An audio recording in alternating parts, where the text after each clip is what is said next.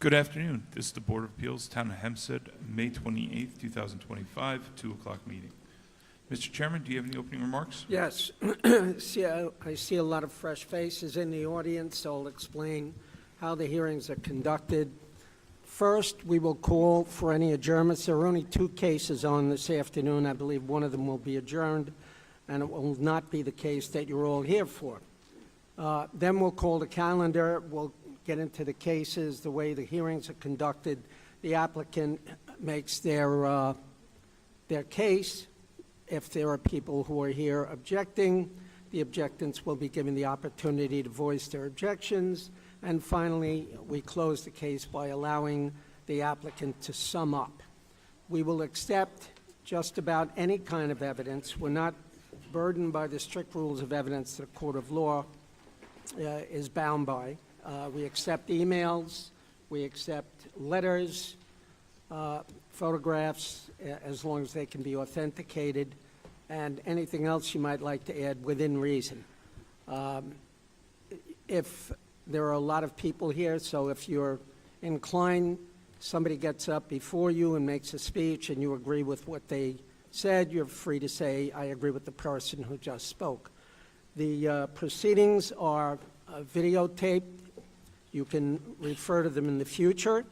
They're archived. We have a court reporter who takes down everything that's said in the hearings. We would ask that if you're going to speak, please speak as loudly as you can so that she can hear it, all right? Did I miss anything? Patrick? I don't think I did. All right, so do we... Yes, Mr. Chairman. We have one case for adjournment for this afternoon. It's case 13625, Point Lookout MMACZZ Incorporated, 108 Lynbrook Avenue.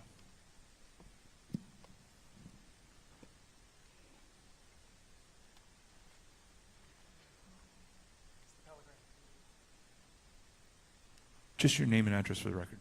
Hi, it's Kathleen Holland Moran, 104 Lynbrook Avenue. Thomas Moran, 54 Parkside Drive, Point Lookout. Richard M. Babone, 308 East Meadow Avenue, East Meadow. They're requesting the adjournment. Someone the applicant? I'm representing the applicant. Thank you. That's straight. And what's your position on the adjournment? We'll accept the adjournment if it's a short window for coming back. We're also spoken back, and I'm willing to meet with them, with the architect and with the owner, so we're okay. Folks, how long do you think you'd need to, before you'd like to come back? We would need much time, a month or 2. A month or 2? If possible, can we have it the end of June? That would be great. When? End of June. End of June. Is there a good date? That's a month. June 25th at 2 p.m. is open. Okay. That acceptable? To me, it is. Sure. Okay. June 25th, 2 p.m. Okay. Thank you. See you then. You're welcome. Thank you very much. Have a Bye. good day. You too.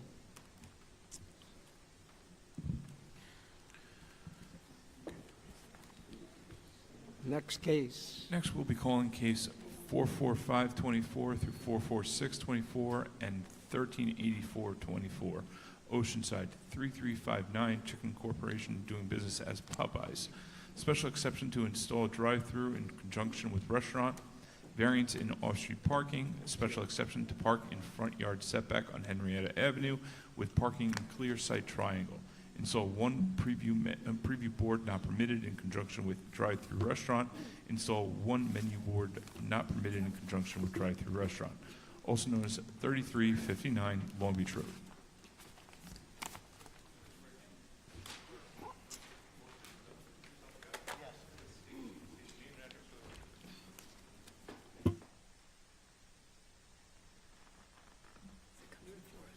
You know I'm in charge. I can't get into the seat.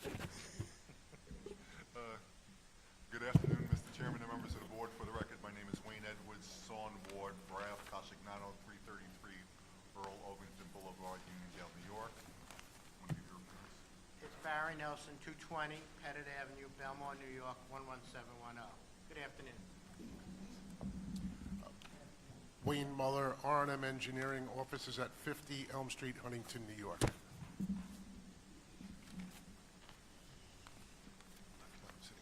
okay. The applicant requires a special exception to install a drive-through window. We do not require the special exception for a proposed restaurant exceeding 1,850 square feet whose vehicle traffic is limited to one or more. Yes? Hey, wait, I think this, I'll try a little harder. Better. I'll try it. We don't require a special use permit for a proposed restaurant exceeding 1,850 square feet whose vehicle traffic is limited to one or more or two roadways. A previous plan had a curb cut on Henrietta Avenue. That curb cut was removed in the plan that's before you. The only curb cut now is on Long Beach Road, which is a 4-lane roadway. There's a variance for off-street parking, 21 cars required, 9 provided, and a special exception to park in a front yard setback on Henrietta Avenue with insufficient access to a driveway and parking in a clear sight triangle. Also, case number 446 to install a preview board, and case number 1384, install a menu board. The property is located at 3359 Long Beach Road in Oceanside, which is known as Section 43, Block 357, Lot 36 on the land tax map of Nassau County. It's approximately 1,280 square feet. In 1974, a 4,580 square foot building was constructed on site with curb cuts on both Long Beach Road and Henrietta Avenue. With 7 spaces, 4,580 square feet. That's the building that's still there, or That's the building that's still there. And that had curb cuts on Long Beach Road and Henrietta Avenue with 7 spaces in the front yard on Henrietta Avenue. This building was used for a business called Biggest Banana, which was a combination supermarket, fruit market, and convenience store.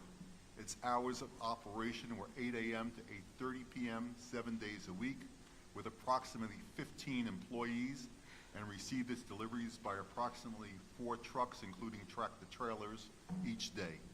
Its dumpster or compactor was emptied approximately 5 times a week. I've submitted a survey, it's in your file, showing the location of the building and the parking spaces. Please note that on the east side of the building, there was a large refrigeration unit. This was built without a permit and went out right up against the easterly line, which are the residential houses on Fifth Avenue, and had a stockade fence. Over the years, I was familiar with the operation of Biggest Banana. My mother frequented it. We lived in Baldwin. We went down to Long Beach a lot to visit the grandparents, came back from the beach, and we stopped there frequently. It was a very active and market at that time, and over the years, it serviced the Oceanside and community and people going up and down Long Beach Road. It's my client's intention to demolish the existing building for the construction of a Popeyes Louisiana Fried Chicken franchise. That building will be approximately 2,000 square feet, less than half the size of the existing building. I have with me today Mr. Barry Delson, who is our real estate consultant, and Wayne Muller, our traffic consultants. I'd like to note before they testify, the hours of operation for the proposed Popeyes will be Sunday, Monday, Tuesday, Wednesday, Thursday, and Sunday from 10:30 a.m. to 12 a.m., and Friday and Saturday from 10:30 a.m. to 1 a.m. It will have approximately 6 employees per shift. It receives its deliveries twice a week and uses a 26-foot box truck. Delivery times are 8 a.m. to 10 a.m. In terms of trash pickup, that will be as well. There will be What do you mean? The trash pickup will be basically twice a week as well, At what times? between 8 a.m. and 10 a.m. The Is that drive-through- private carding or? Private carding. The drive-through will have a 13-car capacity, and on the north side of the property will be the preview board and the menu board. You'll pull up to the menu board where you order your food. You're all familiar with drive-throughs. This is the same type of operation. This menu board and preview board will be opposite the commercial property to the north of the site, which is a automotive use.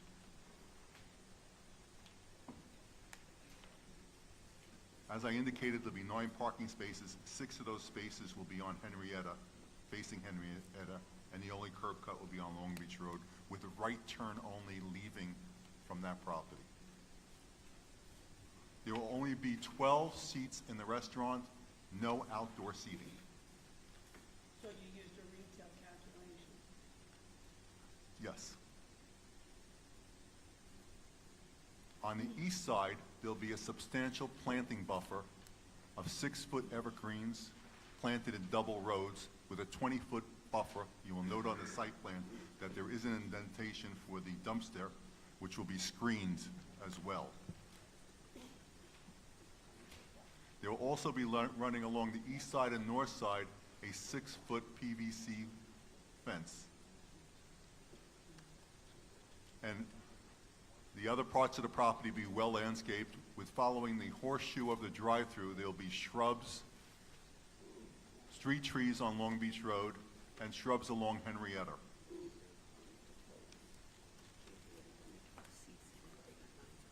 I'd also like to note that the franchisee of this has a number of Popeyes, Burger Kings, Tim Hortons, and Arby franchises and operates them on Long Island.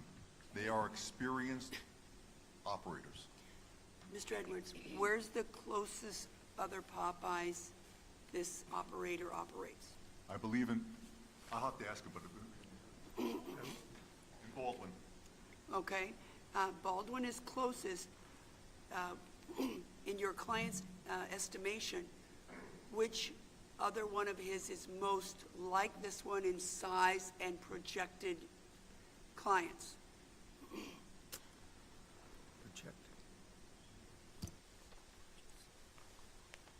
Customers.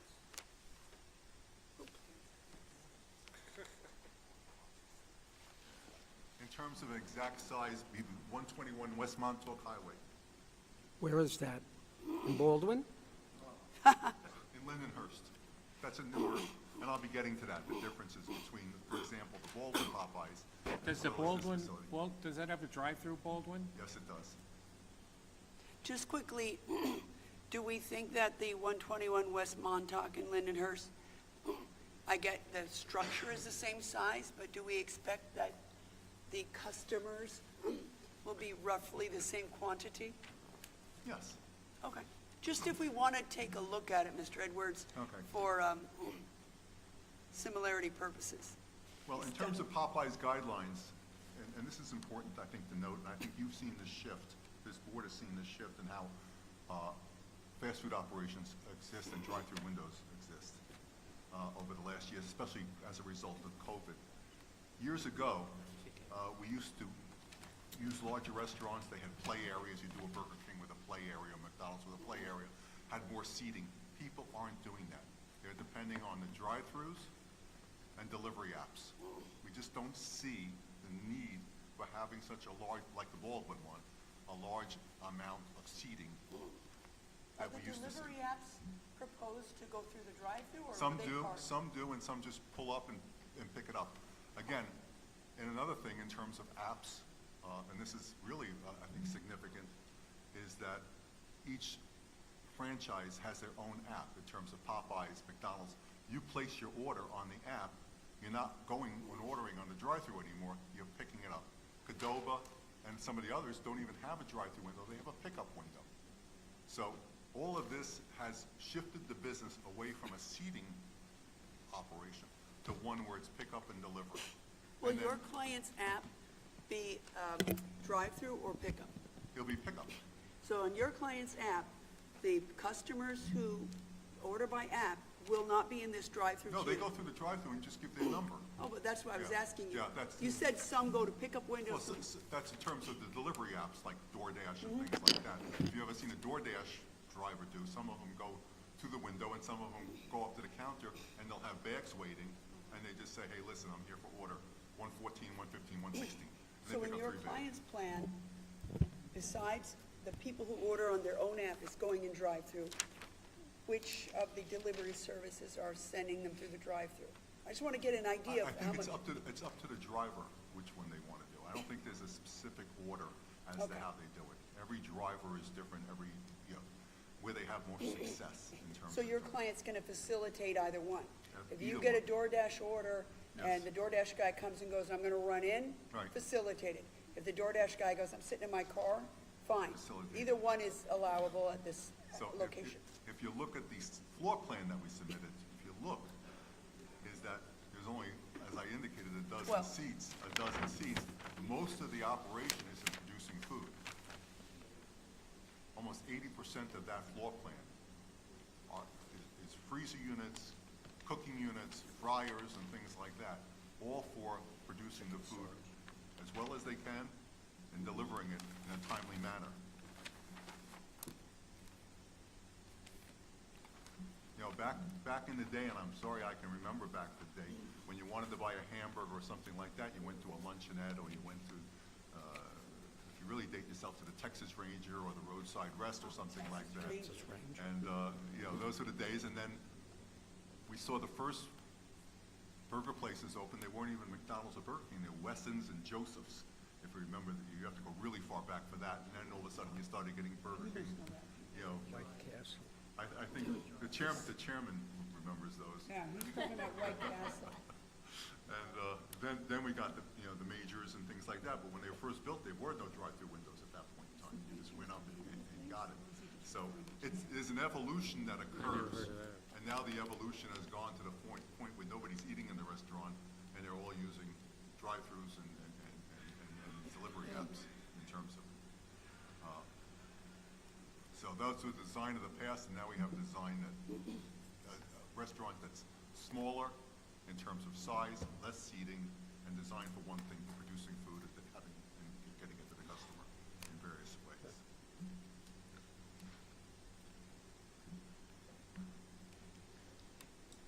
At this time, I'd like to call Mr. Nelson to testify, and then I'll call Mr. Muller. Mr. Nelson,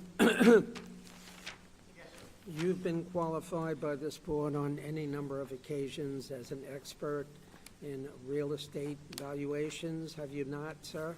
Yes, sir. Since the last time you were qualified as an expert in real estate, have any of your qualifications changed? No, sir. Okay, then we will again qualify you as an expert. Just so the audience is aware, he has been qualified on many occasions as a real estate expert. The weight that we give to his testimony is something else. However, he is well known to this board and to many boards throughout the county of Nassau as a real estate expert, right? Yes, sir. Go ahead. Thank you. I'll hand in some exhibits. Initially, I got a packet of photographs, 24 photographs of the subject property and the surrounding uses. And I got two sets of aerial views of subject property and the surrounding area. The aerials will depict the character of the neighborhood, pattern of development, as well as the subject property.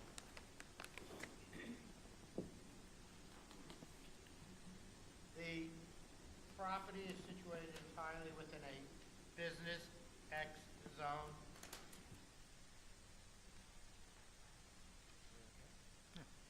The use. Photos here. They were all handed in earlier, these are copies. Right. I don't know if the area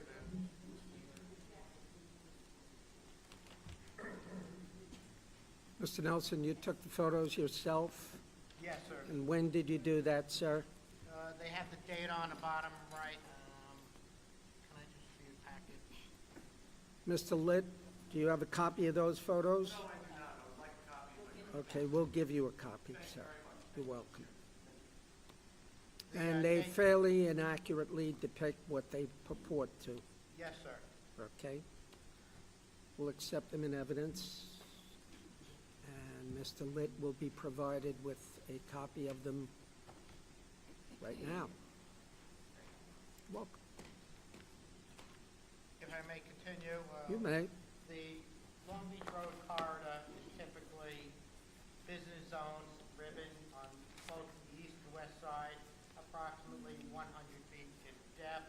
Various locations, there were widening of Long Beach Road, so it might be slightly less than the 100 feet, such as the subject property where it's 96 feet. What it was, the front part was taken for the improvements years ago on Long Beach Road. Nevertheless, business zoning, the development is entirely within a business zone, the property is business zone. East and west of the business zone would be the residential B, single-family homes, and that would include Fifth Street, Walkener Avenue, Henrietta Avenue. Just to the west, Lawrence Avenue, west of Long Beach Road. Single-family homes, one family, most of them are well-maintained, in good condition.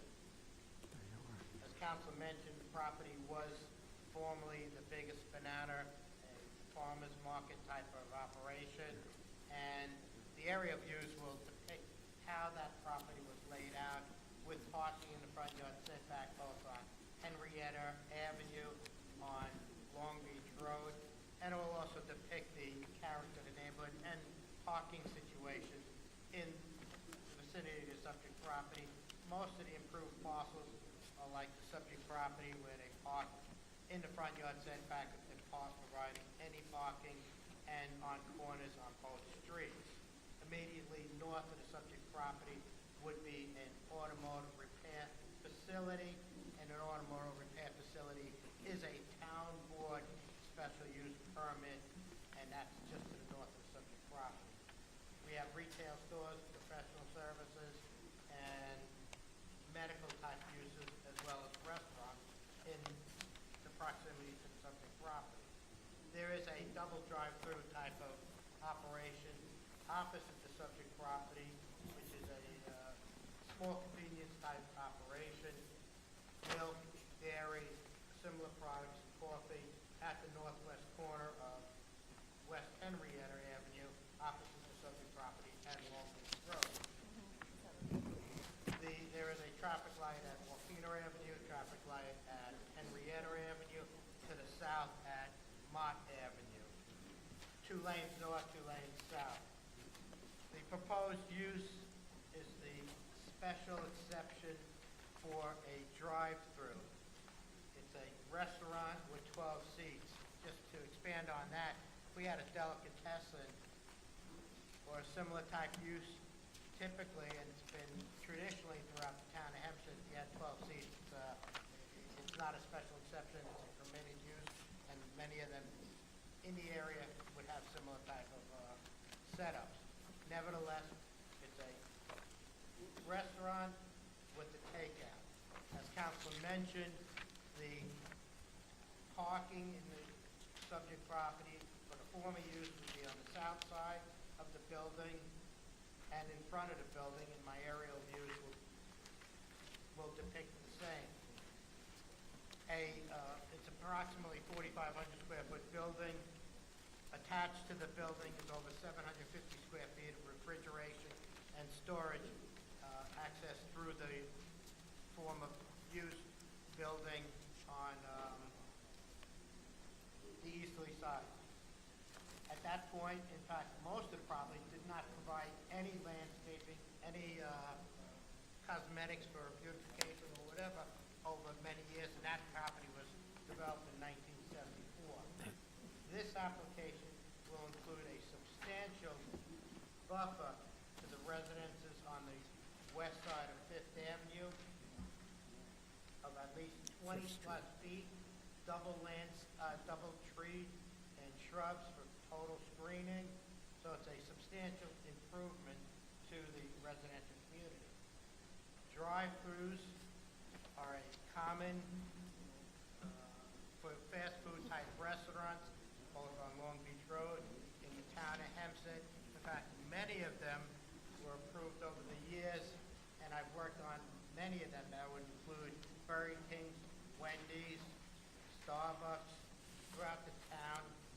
Interestingly, the board typically grants a 5-year renewable condition for a drive-through type of restaurant. I am only familiar with one drive-through that has come before this board that has not been renewed on a renewal. Nevertheless, I've worked on many of them. That would be in Merrick, on Merrick Road, on Long Beach Road, on Atlantic Avenue. Most of them back up to residential residences like the subject property. Typically, business zones are adjacent to residential property like the subject property. Conditions on this application for the board's, or as council mentioned, closing up access from Henrietta Avenue, access only from Long Beach Road with a right turn out only with the traffic flow going northbound. I've looked at most of these restaurants that I've mentioned, the board is familiar with in the general vicinity. In fact, some recent applications that were approved, and one at Polo Camper, a chicken-type restaurant on Sunrise Highway at 1808 Sunrise Highway, which was a recent construction, and a development approved under case 374 of 2023, and it's been approved and operating now. It's across the street from residences, but it's on Sunrise Highway and Lansdowne Avenue. A recent one that this board approved at the southeast corner of Hempstead Turnpike and Merrick Avenue and East Meadow. And that's only a takeout drive-through type of operation. In my opinion, the granting of this application, restaurant is permitted, but for the special exception, and that would be the special exception for the drive-through, parking in the front yard setback, which is already existing on the property, and for the clear side triangle, which is already existing, and the signage, in my opinion, is not going to alter or change the central character of the neighborhood. It's a conditional special use permit that has been granted numerous times in Oceanside, in Baldwin, in surrounding communities, and within the town of Hempstead, in business zones adjacent to residential. Based on my findings, my research, my opinion, this is a reasonable development and a substantial improvement to the subject property. Real estate taxes are substantial. Interestingly, fast food type restaurants with drive-thrus have one of the highest tax rates based on my research, and what's currently on the property will be the same, and the real estate taxes now are in excess of $50,000, including school in general, and the new use would have a slightly higher real estate burden if approved. Thank you. Any questions, Mr.? Yes, sir. So if you're coming down,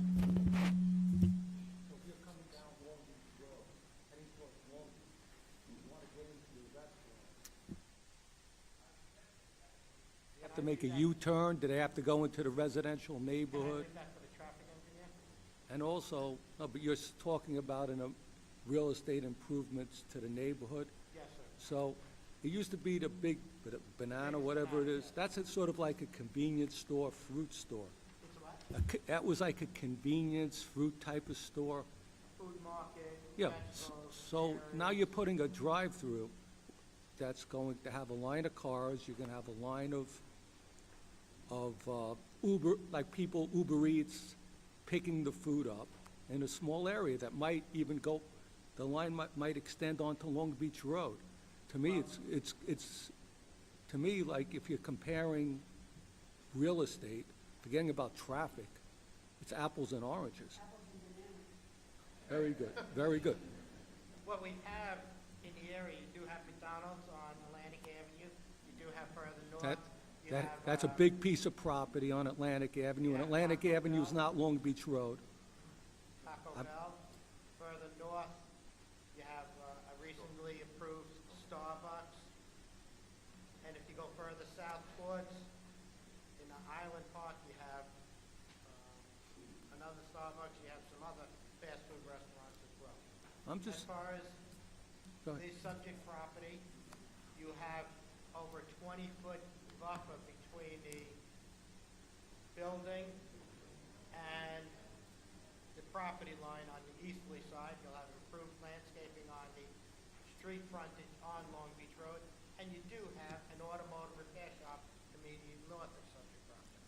As far as drive-throughs in the area, I've looked at McDonald's on Merrick Road in Merrick, a similar type of situation where it traverses from the easterly side and comes out on the westerly side.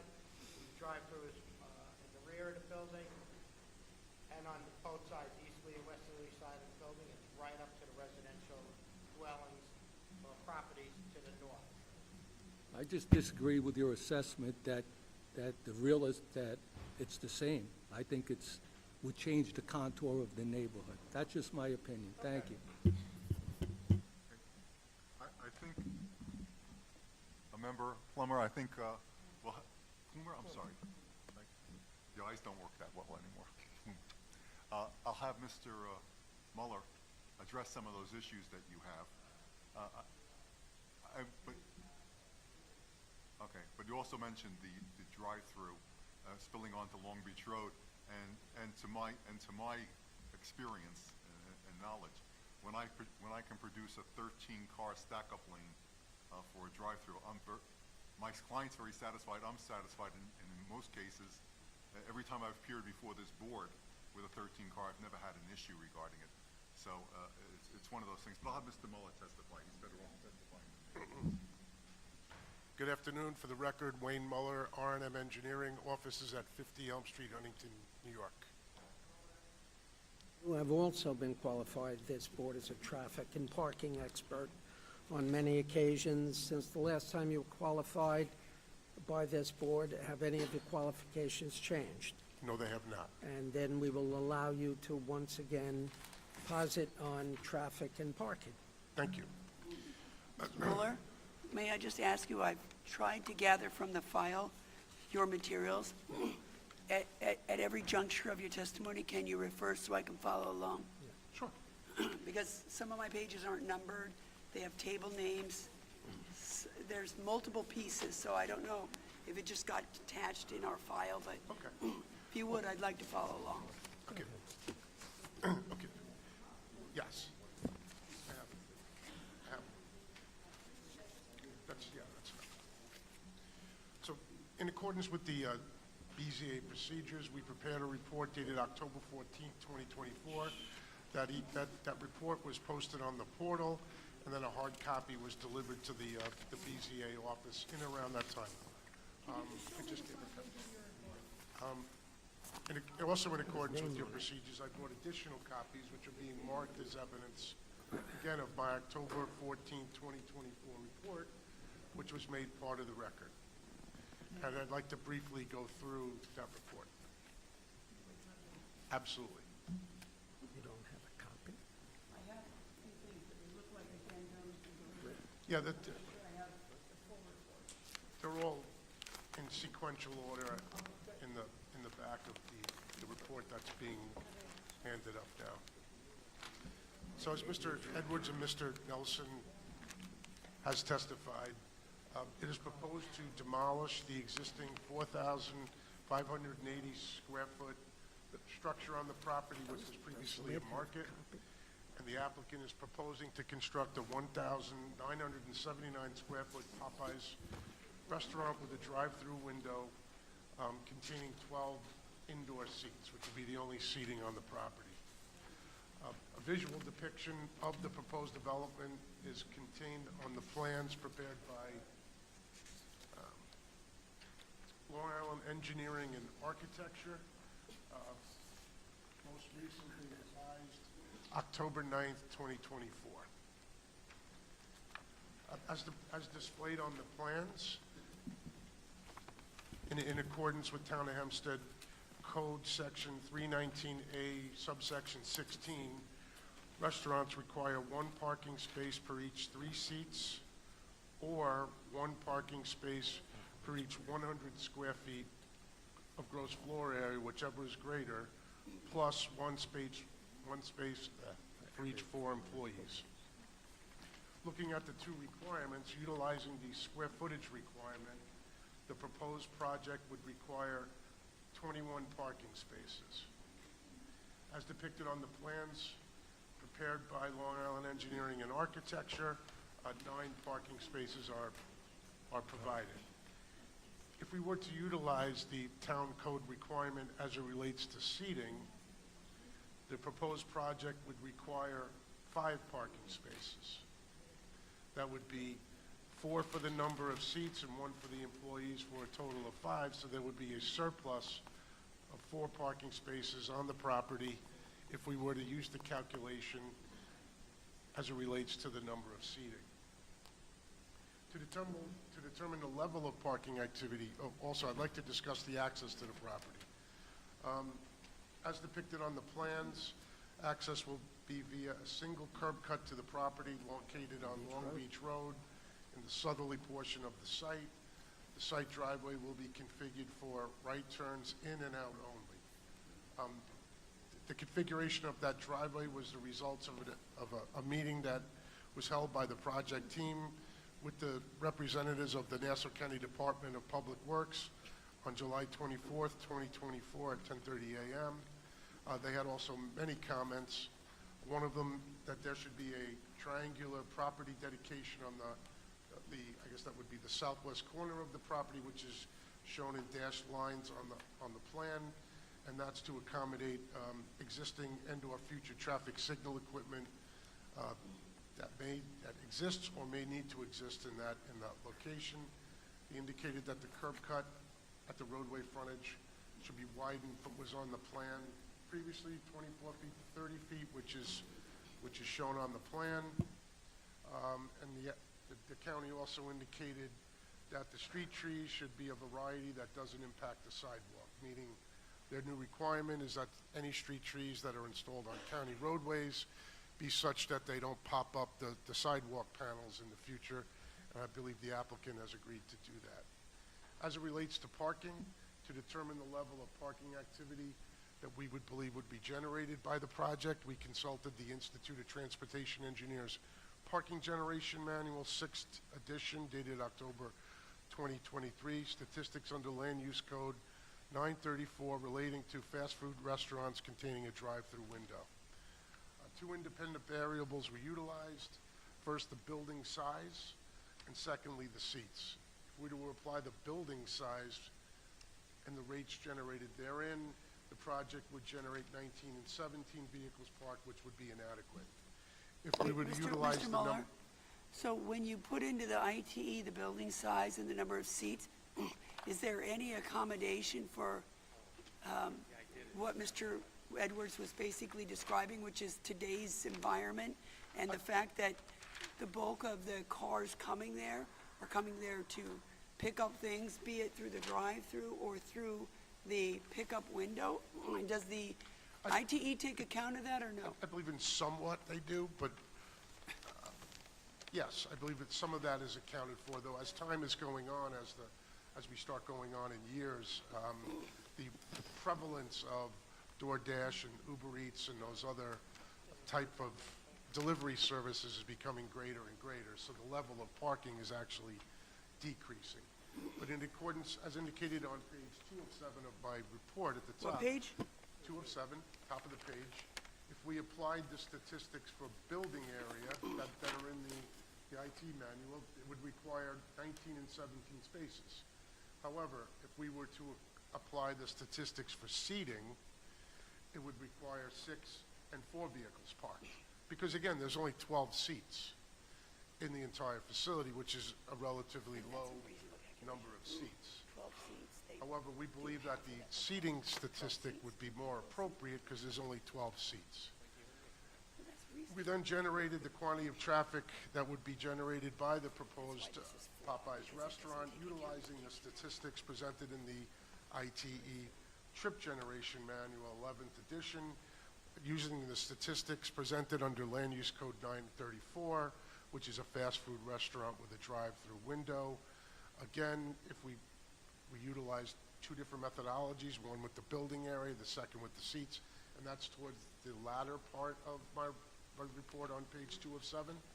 You could see that by utilizing building size, you get a much greater level of activity than if you were to utilize the seating. So in our report, we utilized the building size to generate the level of traffic.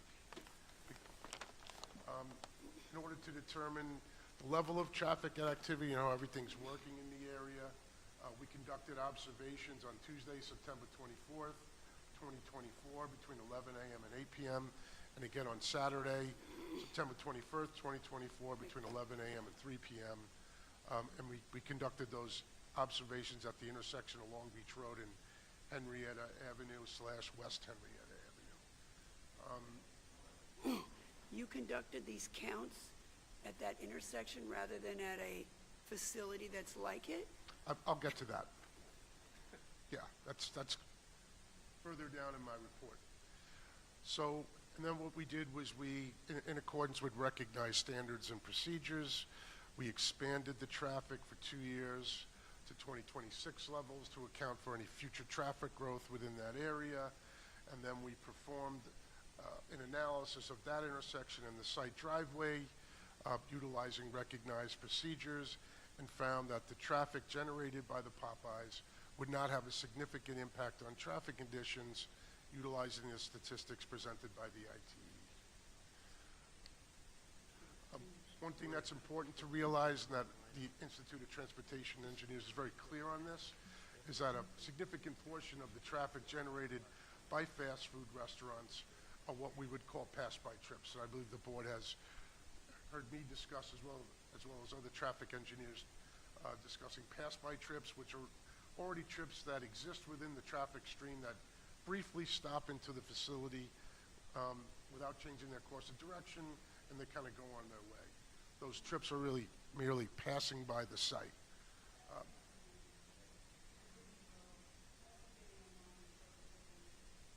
Correct. That's correct.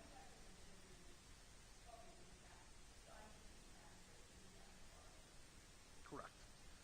So, so the IT would suggest that an average of 55% of the PM trips and as many as 71% of those trips would be passed by in nature. However, the analysis that we prepared did not account for pass-by traffic. The next part of our analysis consisted of a comparison to the traffic that would be generated by Popeyes to that which would be generated by other permitted uses of the site. And what we looked at was a supermarket. So the previous use of the site, the 4,580 square foot, that's again on page 4 of 7, about under bullet number 9. So we estimated the traffic generated by two different uses. The first one being a supermarket, which we could, I guess, the closest ITE statistics available to what was on the site before would be a supermarket, though based on my discussions with Mr. Nelson, it could have really be considered a convenience market, but probably supermarket would be more appropriate, though I had never visited it when it was in its previous state. So you could see that for a supermarket during the peak hours, it would generate 41 trips in the midday, 41 in the PM, and 46 on Saturday.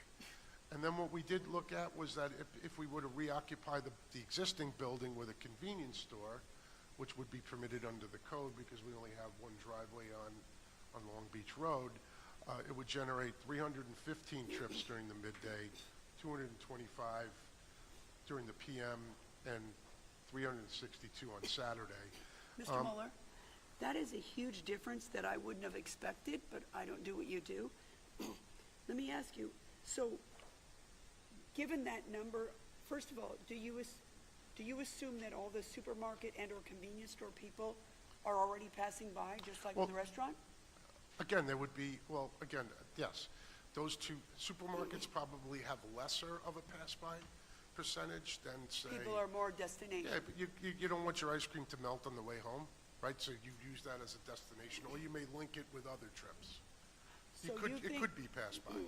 So the supermarket people, if you were doing that analysis, it would be that even though it's a much lower number that I really didn't expect, some of those people you expect would be going specifically to go there from their home or wherever they are.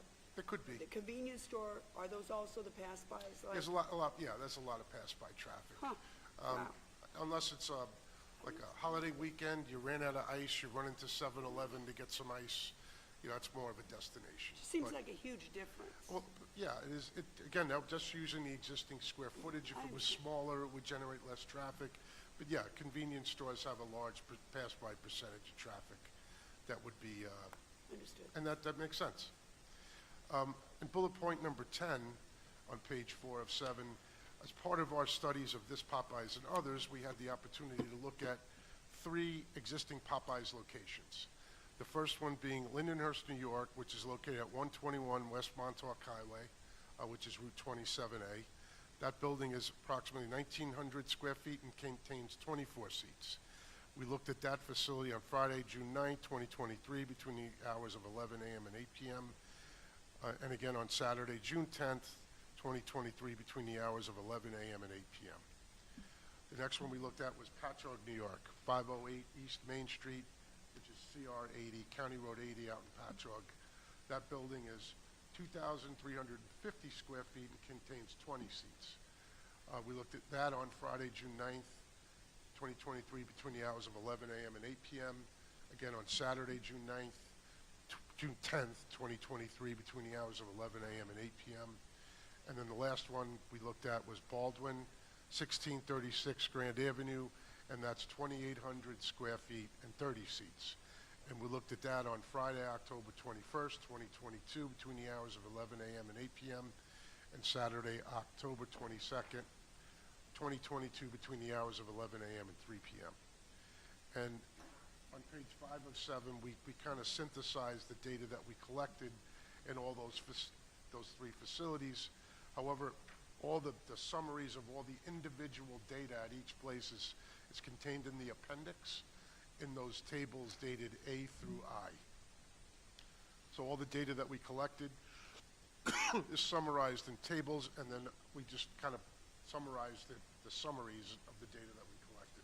So in regards to parking, the peak number of observed vehicles parked that we saw during those 3 facilities during the time frames that we looked at was at the Baldwin location, in which 15 vehicles were parked, which occurred on Friday. However, the parking demand across all the locations ranged from 9 to 15 vehicles. The peak parking demand and the number of seats in each building we utilized to estimate the peak parking rate for each location on the day we observed it. The peak parking rates range from 0.3 vehicles parked per seat to 0.58 vehicles parked per seat. And that's pretty comparable to the ITE rates for seats. Utilizing the observed rates, we would anticipate between 4 and 7 vehicles parked on site, which is comparable to the ITE 4 to 6 vehicles, which they found in their studies. The property will provide 9. It fits within the range of the 4 to 7. In this instance, the town ordinance, in my opinion, as it relates to seating plus the employees, is probably more appropriate than the square footage plus the employee. However, the code is very clear in that it states we're to use the higher of the 2. In this instance, it would be the lower because the number of seats is pretty low, I believe.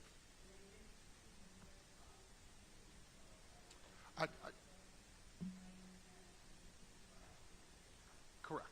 Yeah, I spoke with Mr. Nelson, and I had conversations about that. We would have liked to have performed that calculation. Yeah, but we could not do it. Now, in relates to the queuing, the maximum queuing that we observed was 13 vehicles, which occurred at the Baldwin location on Friday. The level of queuing occurred only once, and at other times throughout the day, there were less than 13 vehicles queued. The queuing during any other day at any other location never reached more than 9. The project provides 13, which was the max queue that we observed. Therefore, we believe adequate queue, and then we believe it's probably going to be less than that. But we have 13, we saw 13, it works. Well, yeah. Now, in regards to the traffic, the greatest level of traffic activity we observed was 100 trips, which occurred at the Baldwin location on Saturday. The peak hour trips observed range from 47 to 100. The peak hour trips and approximate size of each building were utilized to calculate peak hour traffic generation rates. These rates range from 20 trips per hour to 44.21 trips per hour. So again, we calculated rates based on what we saw. The ITE peak hour rates were greater than the corresponding observed rates during all the times period studied, except at the Lindenhurst location during the PM commuter peak hour, where the observed rate was greater than the ITE. The peak hour trip generation calculations were also prepared based on the number of seats at each Popeyes. The calculated peak hour trip rates were significantly higher than the ITE based on the seating. Therefore, we believe that the trip generation activity is more a function of the building size and not really a function of seats. We believe that the parking is a function of the seating, which makes sense, and that the activity is a function of the building size, because they can only prepare so much stuff to get the cars in and out. Utilizing the observed trip generation rates for building size, the project could generate anywhere from 45 trips per hour to 87. It's generally less than what ITE projects. However, it should be noted that utilizing the trip generation for seats results in a significantly lower amount of peak hour trips than when utilizing the rates for building size. Regarding the drive-through, when we observed the throughput at the drive-through, that ranged from anywhere from 40 to 90% of the overall trips utilize the drive-through, which makes sense. The trend is to have more drive-throughs, more drive-through facilities. The drive-through would play a significant role at this Popeyes, and it should be noted at the Baldwin location, the drive-through trips range from 75 to 90% of the overall trips in that area. So therefore, based on all the information, all our studies, we believe that the traffic generated would be more a function of size, and the level of parking would be generated as a function of seats. And those data sets kind of align with the ITE data.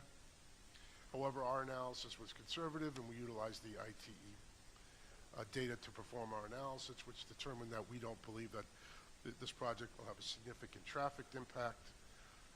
Again, in terms of queuing, the maximum queue that we saw was 13 vehicles. This project provides 13, so therefore we believe that the queuing is adequate. So therefore, based on all the analyses that we prepared, it is my professional opinion that by granting this application, there'll be no significant impacts to traffic conditions. It will not have any undue traffic congestion or hazard, that the parking will be adequate on the property to satisfy the demand, and the queuing will be adequate. Thank you.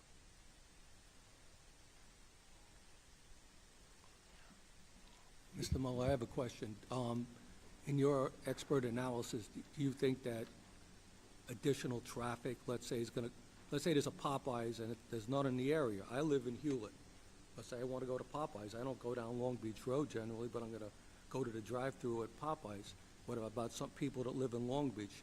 You don't think that you think it's just going to be normal traffic going by there? There's not going to be a draw to the area from this?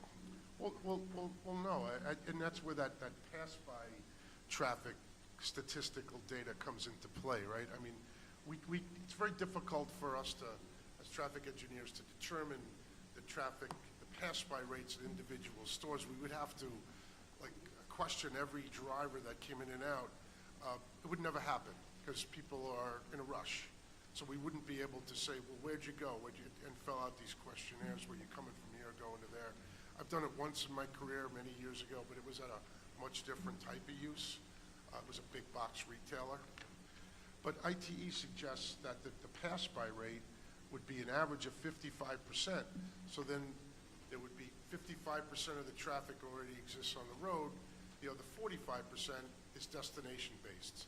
So it's accounted in those statistics. Somebody like yourself, who lives in another area and has a craving for Popeyes and decides to get in their car and drive there and then go home. So it's the destination portion of those statistics. And my other question is, in my observation, Long Beach Road is very well-driven, a lot of traffic on there.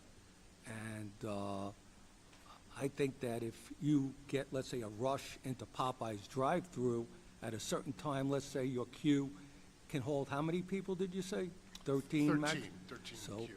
what happens if there's 13 people plus a couple of Uber drivers, plus the employees that park there, I assume, and a couple of people that come into the restaurant to sit there? Where are they going to go? Onto Long Beach Road, onto Henrietta? What's going to happen with these cars? Again, based on the analyses that we've performed, we believe that and even the town code, if you look at the code and you look at it as it relates to seating, I mean, the seating's what's going to drive the parking in the lot, right? So if we looked at the town ordinance as it relates to the number of seats, we would require 5 spots, and we provide 9, we would have an excess of 4. Our studies in the ITE indicate that if we look at the seating, again, there's only 12 seats, there would be more than ample parking provided on the property, and it wouldn't spill over into the neighborhood, say. And then the queuing, the maximum that we saw on Grand Avenue and Baldwin was 13. We don't believe that it would go that. However, if it was to briefly go to another number, which we don't believe it would be contained within the parking lot. In order for it to spill out to Long Beach Road, you'd have to have like another 4 or 5 cars. It would be 19, 18. Again, in my own opinion, if you're the 13th car in the queue, you're waiting a couple of minutes to get into the drive. I wouldn't go. Just the nature of who I am. Some people are patient and they'll wait in those lines. They don't have kids screaming behind them, probably. But Mr. Edwards, how many employees will your client have let's use a busy time? Between 4 and 6. And then if the seats need 5 spots, let's say, or 6 spots, it's a 40.47, I think is the number, right, for the seats? Then you have a couple of disabled spots, those have to stay empty. Where do we expect the employees to park? One of the things you're familiar with, most of our employees for this take public transportation. Long Beach Road is a bus route. That's the same thing in terms of any of the fast food places that exist in not only the town of Hempstead, but probably on Long Island, is that you're not paying you're paying minimum wage to these employees. They generally don't have cars. If they do have a car, they carpool. I've not, in my experience, not seen an issue in terms of Popeyes, while a very good restaurant, is not a destination restaurant. I mean, because you really have 7 spots, because you really can't count in the available spots the 2 disabled spots, right? But I understand your point. I don't disagree with you. And in terms of what Member Puma said, is that Mr. Edwards, pull it closer. I'm sorry. In terms of Hewlett, it's closed now, but Burger King years and years ago. It didn't have enough parking.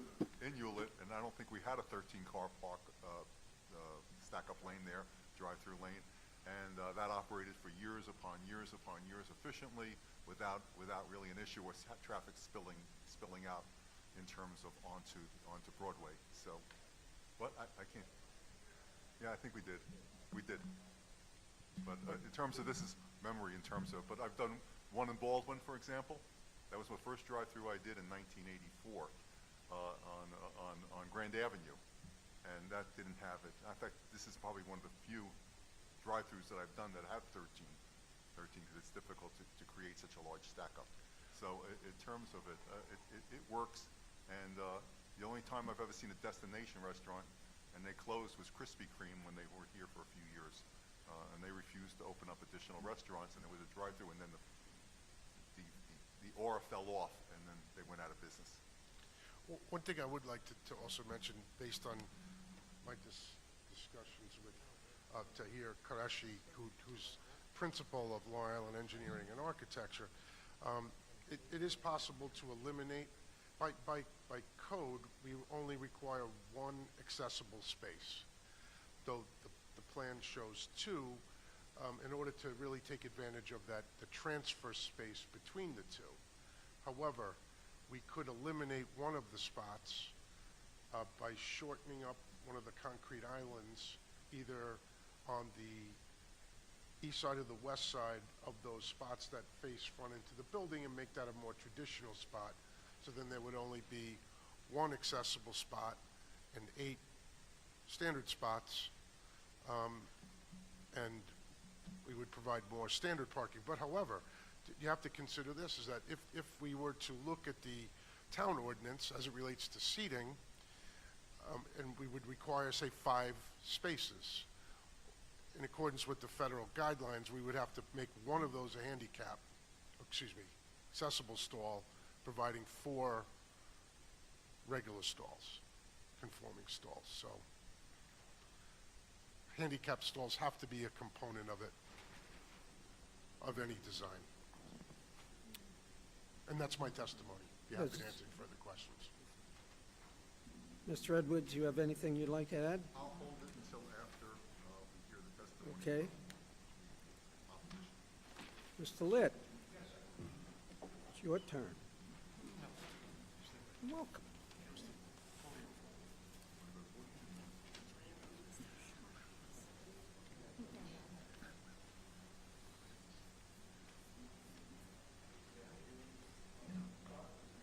Yes, How about that? Now I hear me. there you Yeah, go. yeah. If other people are going to speak, yeah.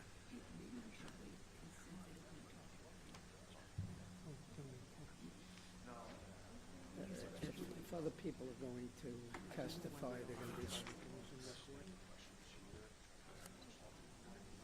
Just in case. Might as well get out of it. It kind of makes sense. I'd rather cover it.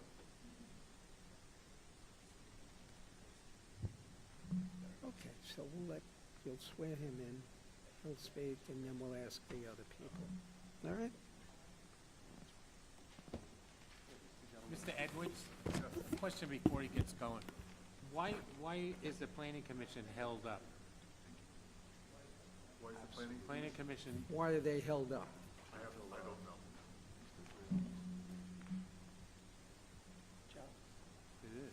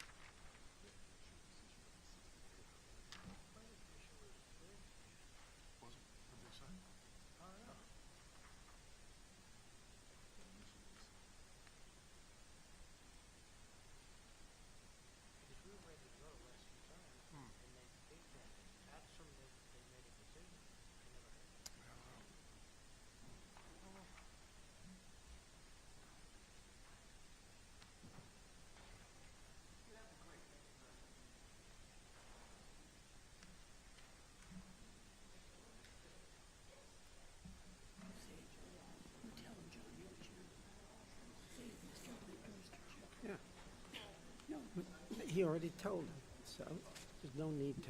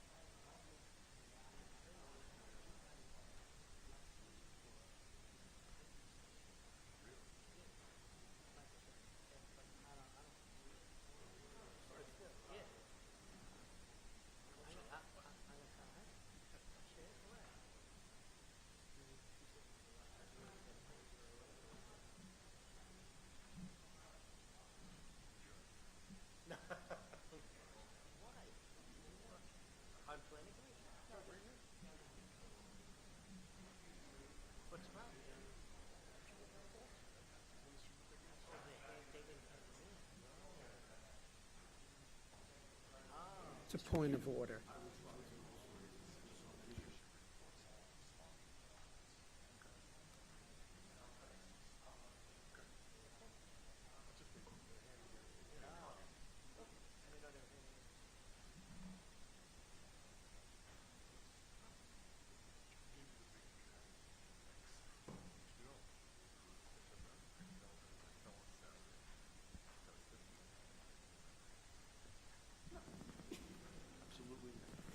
Mr. Litt. Yes, thank you, Board. I appreciate your time today. My name is Robert Litt, 66 North Village Avenue, Rockville Center, Litt Law Group. I'm also 3382 4th Street in Oceanside. Puts me in a very unique situation here, as not only am I the attorney representing these residents in Oceanside, 20-plus people here, as well as about a dozen people who have signed in, and over 1,000 some odd people who've written in, who've signed the petition here in opposition to this project. I'm a resident, literally less than 2 blocks from the proposed site. I'm also a lifelong Oceanside resident. I've lived in my house on 4th and Henrietta, which is right up the block from the project, for almost 30 years. So I'm quite familiar with the area. I visited the Big Banana since I was a young boy, all the way through to the time that it closed a few years ago. It was a fantastic place where we go to. It was a produce facility which had a meat facility in the back, as well as deli. Obviously, if we want to go to the supermarket, we went over to Stop and Shop or one of the other locations, but it was a fantastic little place. We'd stop in, grab stuff, and leave. But what we're here today, more than anything else, is we're very, very concerned about this project, more than anything else. We're not here to prevent development in Oceanside. We always want to see businesses succeed and do very well, because that's our point. We're a beautiful community here. We want to see success. We want to see our families here. We want to see businesses succeed. We don't want to see empty stores and vacant places. But we want to have smart development. We just don't want to have development for development's sake. We're just to say, you know what, it's a vacant place. Let's just throw something up there and see how it goes. The problem we have here is that this project for Popeyes with a drive-through does not work at that location. It's not large enough. It is unsafe at that corner of Henrietta and Long Beach Road. I know that from my own personal experience, and you'll hear it also from my experts. First of all, I'd like to provide to the board the copies of the petitions that were signed on behalf of the, I also have an extra copy for my colleague Wayne over there, Mr. Edwards. That's one. Oh, here's another one. Sorry, I apologize. Here's the other one. These are the petitions we had. We went online. Oh, I'm sorry. Again, you're good. You got it. We actually had a Facebook page that we laid out opposing the drive-through, and literally over 1,000 people had voiced their opposition to this project. Again, not because they don't want development. It's about smart development. And these people are very concerned about this. Now, I know Mr. Edwards did make an effort to try to allay some of our concerns. And, well, let me just remove the ingress and egress from Henrietta. It's not going to work. And just have the only access point on Long Beach Road. As one of the board members indicated, you got a car traveling south on Long Beach Road, how are they going to get into that location? They're going to suddenly make a left on Henrietta, do a U-turn and come around? Not going to happen. You're really going to get traffic that's coming north and then going north. They can't go anywhere else. Or they're going to find a way to park on Henrietta and block up a street that already has a very serious problem. There are tons of accidents that have occurred on Henrietta and Long Beach Road over the years. 20 years ago, I spearheaded a project with Nassau County to get a left turning light over there. Why? Because if you're trying to sit there to make your left turn to safely go either east or west on Henrietta, if you're traveling north and south of Long Beach Road, boy, you got to get your car quick to make that turn, otherwise you're going to get creamed. Because the cars are traveling 30, 40 miles per hour coming north or south. You'll also see from the picture here, if I may, here, this is the property located on the corner of Henrietta and Long Beach Road. As you're traveling north, and you're going to be traveling into this property, it's the only way to get into the property. That's the project that's proposed here. See this nice little bend that's stretched over here? You're coming on Good Brothers, you can run in Henrietta, these cars, and I'm going to be telling you the next time you go that far, there's supposed to be static. Okay, we'll slow them down significantly to get into that property. You're going to have a very serious accident situation. All right, you see that was the problem previously that we had with Big Banana? That was not did not have that type of stacking situation or anything else. People came in and came out. It was mostly local people. It was not a transient place. People would drive through and everything else. You knew the area. You knew what was going on, getting your meat from Palucci's, or you're getting your deli, or you're getting yourself some fresh Mr. fruit. Litt, Yes. you're speaking at about 150 miles an hour in a 20 miles per hour zone. Could you slow down a little bit? I Of course, she has to take, I apologize. okay. I apologize. I no was trying to need, move it no need along, for an apology. You're but, motivated. She's the important one here. I got to make sure I don't go too fast. Thank you. So as I mentioned before about the accidents, like I said, we were successful putting a traffic light in. Also, that particular corner happens to be a significant crossing corner for kids going to school and many congregants going to the local Orthodox temple, Young Israel, on Oceanside Road and Wakina. We have a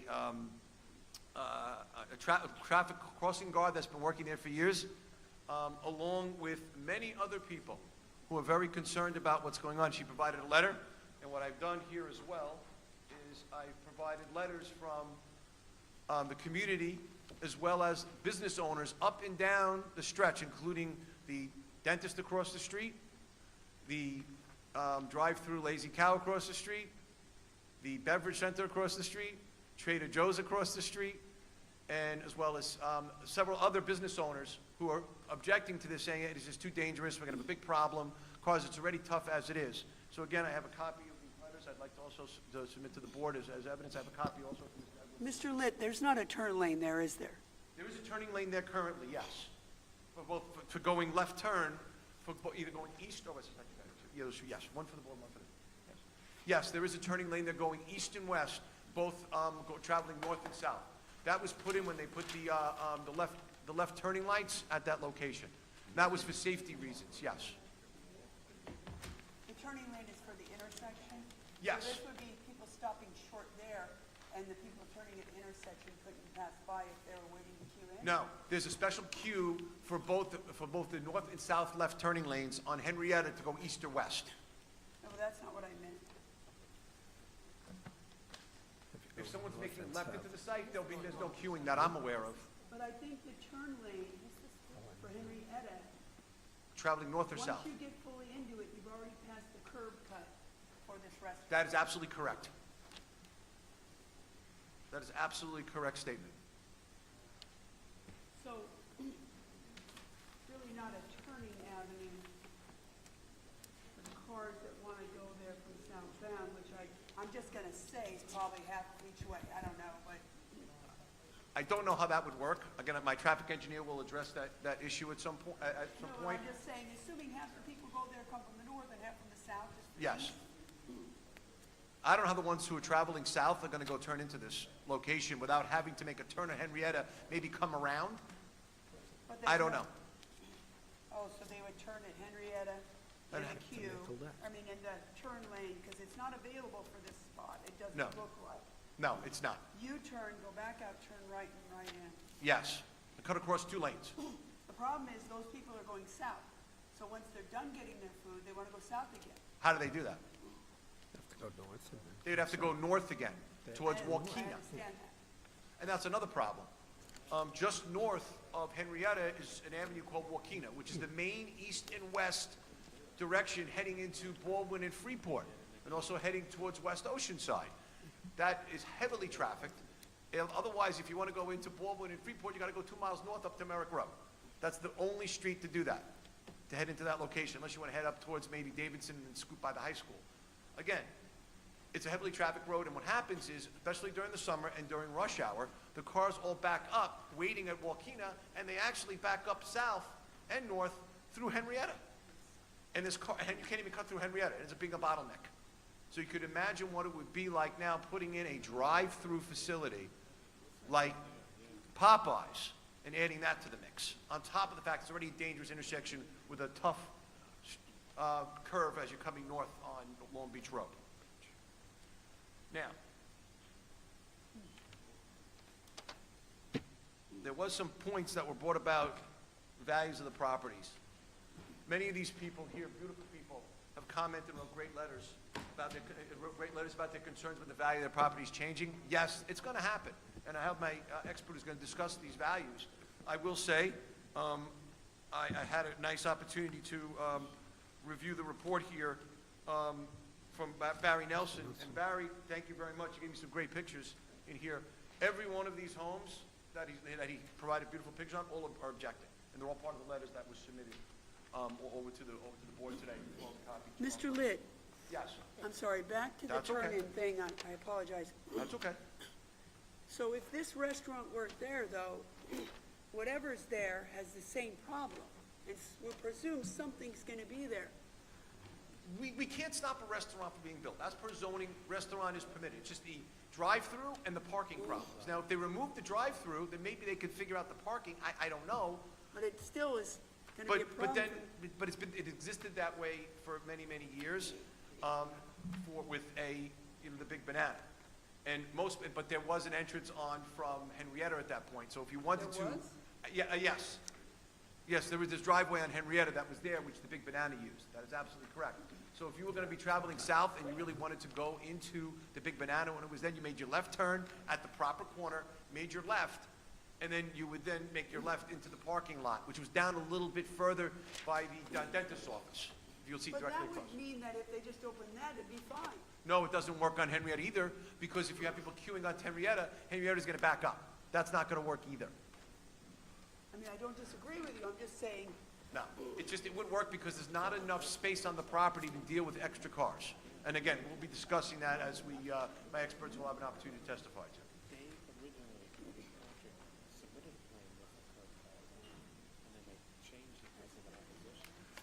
Go ahead. So, I will continue and make a point here that we made every effort. I know Mr. Owens asked us to reach out to Mr. Edwards. We did try to have a meeting to see whether or not there'd be some sort of accommodation. Unfortunately, number one, there was just too many people that were opposing this project. We couldn't do it at Oceanside Library. They turned us down. Knights of Columbus turned us down. We did make an effort to do something, but when I spoke to Mr. Edwards about it, he said, well, what could accommodate? I said, no drive-through. There's not enough parking there. It's just not going to work. Where are they going to put the cars? Some very good points were brought up. Where are they putting cars? If they're not going to have enough spots, they're going to put them onto the street. They're going to put them in front wait, of the client's home. is in that front of the issue people's homes. parking or drive-through? Both. They're both involved here. You have a parking problem and you have a drive-through problem. But it sounds like you think if there's no drive-through, then it's not a problem. Maybe. It depends on how they build the size of the restaurant. Again, we But- can't stop for building a restaurant. That's the zoning code permits I know, that. but I just keep going back to, that doesn't solve the left-hand turn problem, which to me seems significant. You may not be able to. There are many places where you Unless can you only open get the in from Henrietta getting curb access cut. from the north. It almost seems like the only way this site works at all is to open the Henrietta curb cut, only because at least the cars that are heading south can get in the turn lane, turn left, and get in. I mean, There's also an issue with queuing on Henrietta, which you'll hear from my experts about as well, because, and in part of the letters, our lovely crossing guard, who's been there for 30 years, commented about how the cars back up so significantly on Henrietta that it's very difficult to get in and out. So what's going to happen is these cars are going to try to get in on Henrietta. They're going to be sitting, waiting for the cars to cut off of Henrietta to make their left turn in. oh, after they leave the school or something? Yes, that's the biggest problem you have there, is that they're gonna be like, then where they're gonna queue and wait until the cars get out of their way, who are traveling essentially west on Henrietta, so they can make that left turn in.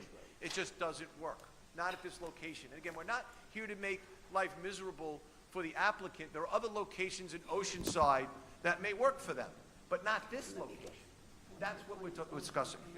Now, again, as I said before, we did try to have a meeting, it just wasn't gonna work out, and I appreciate Mr. Edwards and his efforts to try to work with us, and I know we were trying to do that, but it was not gonna work here. And like I said, discussed the parking previously, and again, we're here to work with everybody, but this project, this location does not work. And I did try to mention as much of the issues I could today, and I can't, prevent my lovely team of people that did come out, and my neighbors and my friends and my colleagues who came out here today, who do want to speak as well, but I hope I hit as many of the points as I could, as best as possible.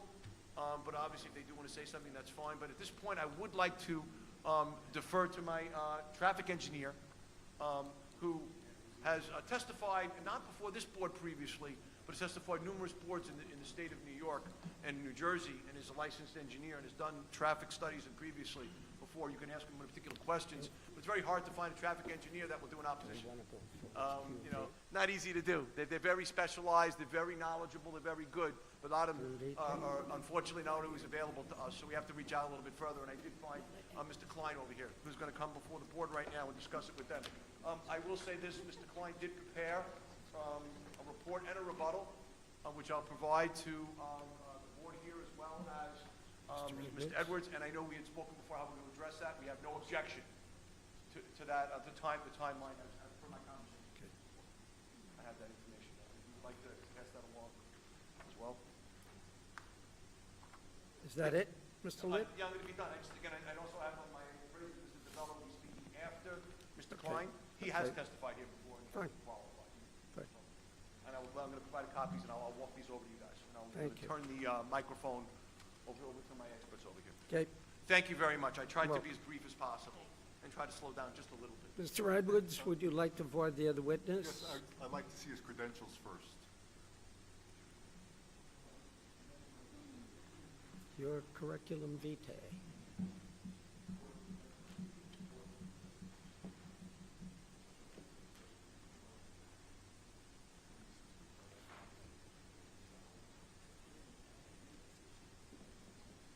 Do you have his credentials?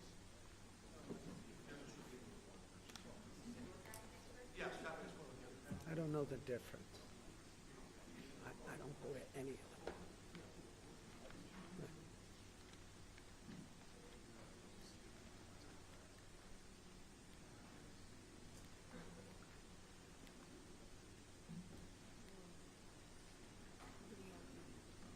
Pardon? He's looking at his CV. Yep.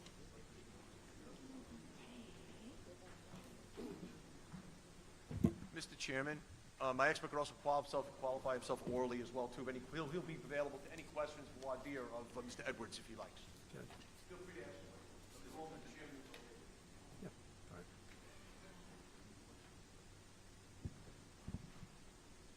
Good afternoon.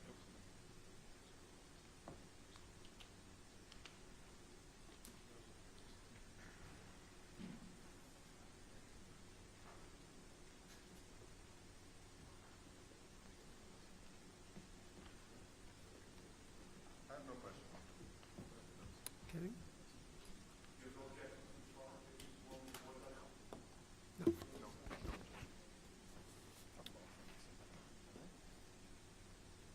Go ahead.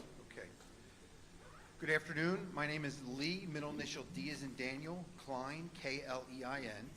I'm the principal of Klein Traffic Consulting from West Orange, New Jersey. Yep. I have almost 40 years of experience as an engineer focusing on traffic engineering and transportation planning. I'm a professional engineer in the state of New York. My license is current and in good standing. I'm also a nationally certified professional traffic operations engineer, and that's also, national certification is also current and in good standing. My experience is primarily in New Jersey. I believe I was accepted as an expert in Yonkers at one point. That doesn't count here, Jan. No, okay. But in New Jersey, I consult for about 10 or so planning and zoning boards in New Jersey as an expert in traffic engineering. I've reviewed probably well over a dozen fast food, coffee shops with drive-throughs throughout my career, and also as Klein Traffic Consulting. And then to prepare for today, I reviewed the site plan and the traffic report prepared by the site plan by Long Island Engineering Hello. and R&M Engineering for the traffic report. So I want to focus on a few points. We've talked a lot about the queuing, the drive-through. I want to talk a little bit more about the site layout and the circulation of the site. When it was Big Banana, there were driveways, yes, on Long Beach Boulevard, or Long Beach Road and Henrietta Avenue, so they had access to come in and out two different sides of the property. And they also had circulation aisles within the property. So if somebody was coming in to find a parking spot, they would circulate around to find an empty parking spot. In the situation here, the site, the way they've put the buffers and the way they've laid out the building and the drive-through, they've only got room for about 9 parking spots. But there is no circulation aisle. So if somebody comes in If the drive-through looks a little long and they want to try to get a parking spot, and the parking spots are full, they have to somehow make a K-turn. There's not really an empty spot at the end. They might be able to K-turn within the ADA maneuvering spot if somebody's parked in the ADA space, and then they'll have to leave the site. So there is no bypass lane. Yeah, before he swore, both of them, yeah, yeah. Yeah, he swore. Can I ask him something? You can ask. Is a K-turn a three-point turn? Yes, correct, yes. Okay. I'm sorry. dumb Yeah, New question. Jersey, I'm sorry, I'm gonna have to translate. New Jersey, we call it a K-turn. No, I mean, maybe all you engineers do, but a K is a contract to me. In Jersey, they have. Kind of looks like a K if you do it the right way.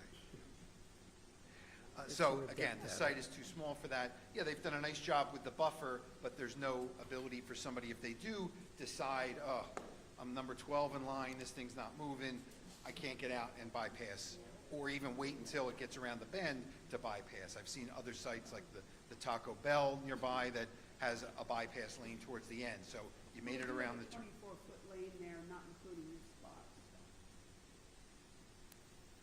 Inside, yeah, internally, yes, to make the K-turn, but there's no bypass lane. Once you're in the drive-through, you're in the drive-through. Oh, in the. Yeah, in the drive-through, there's no way to bypass and to get away from that, from the drive-through. Yep. So again, the site is just a little too tight, a little too small. It should be a little bit deeper so they can continue to have that buffer, but then they can have the ability for people to bypass, whether it's bypassing after the bend, right before, after they've decided not to make their order and come around the other side.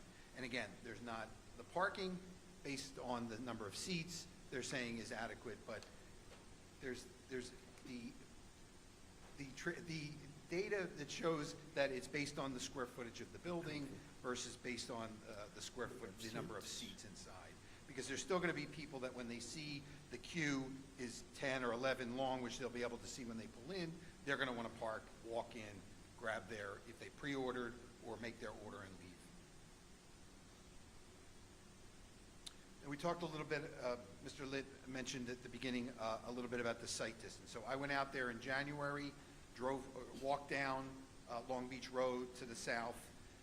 The site distance, the stopping site distance from the driveway looking to the south should be 390 feet based on the posted speed plus 5 miles per hour.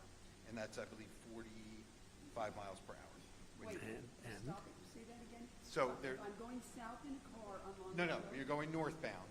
Okay.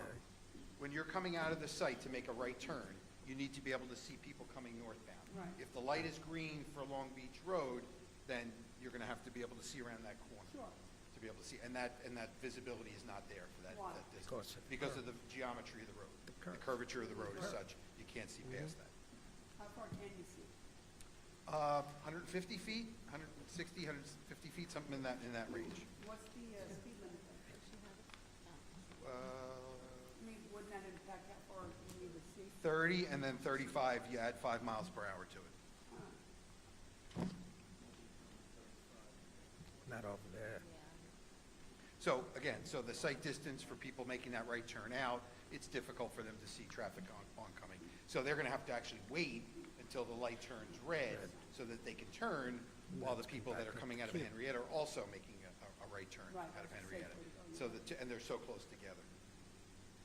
I also want to talk about with the size of the site, there is no loading zone. So, and I hear this a lot when I review projects in New Jersey, that we're going to be able to control our deliveries and they're going to come in a window between 8 a.m. and 10 a.m. If everybody gets their delivery between 8 and 10 a.m., then everybody's going to get their own individual truck. Because there's no way that the guy can be here by 8 and be at the next one before 9 so he can offload in a half an hour or so. So it's tough to stick it in that window. So I really With don't. the smaller trucks, to be honest, the smaller trucks, if you're getting regular deliveries and you got a small truck, so he's gonna come to you in 15 minutes and he's got 4 people on 15, because the truck is smaller, right? Right, but they're still longer than a parking space. They're longer than 18 feet long. Yeah. So they're not going to be able to fit into a, is that what you're saying, to put them in a I'm just parking saying- spot? I'm just saying if the truck is smaller, it can do 4 deliveries, for example, if that's all the truck can hold, could do 4 deliveries in that time. Whatever, I mean, we've seen them all, so. Oh, I see what you're saying, yeah. It's a wide range, I agree with you. So, yeah, so there's no loading zone for the site. So again, that tells me that, again, the site's too small. No bypass for the drive-through, no maneuvering spaces for people to come in, make their three-point turn, and then exit if they realize the place is full. So that leads me to believe that the site, again, is too small. They've got a nice buffer, but the depth of the site needs to be much deeper.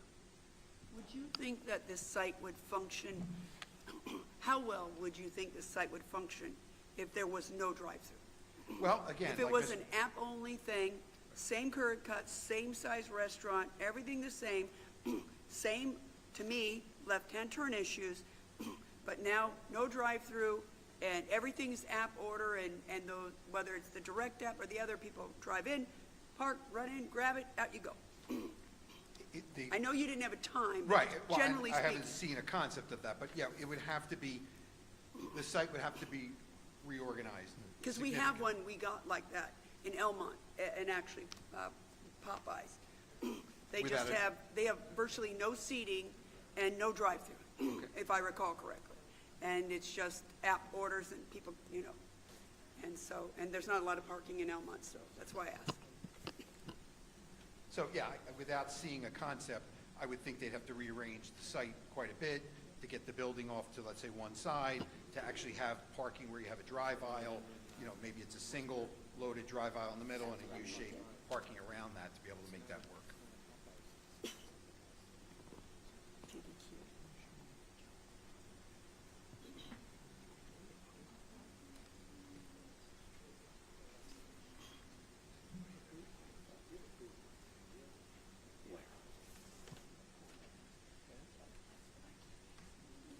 And again, based on number of seats, the calculations are correct. Based on the number of square feet of the building, his calculations are correct, and it's a higher number. So there's the issue there with, if the drive-through's too long, then where are the overflow people going to go? They're going to go park and walk in, but they can if there's only 9 parking spaces.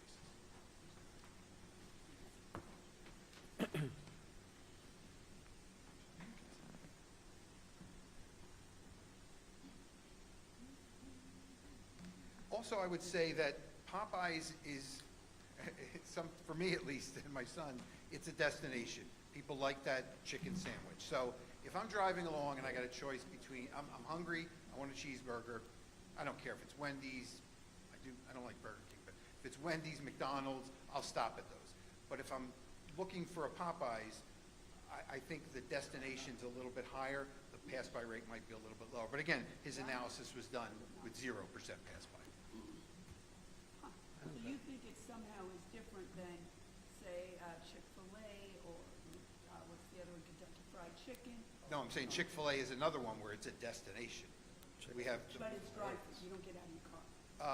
no, some people do. Some people do for pickup. Yeah, we've got a couple by us. They actually put, the first time that we have 2 of them on the same highway in opposite directions because it's so busy. Pardon me? Some people eat inside. Yeah. Oh, your Chick-fil-A's don't have seats out I here? don't know, I don't really go. We don't But know. I put all those, if there's a drive-through, why go in? But, I mean, he can, Sure. All right, and that's it for my direct testimony. Do you have any questions for my expert? I think the report speaks for itself. I think it's their report. I think they're a view of the report. Point, so any questions? You talk about the other, Mr. Edwards. Mr. Edwards's report said that, Mr. Mueller. Mr. Mueller, I'm sorry. You said that his report didn't include any destination arrivals at Popeyes?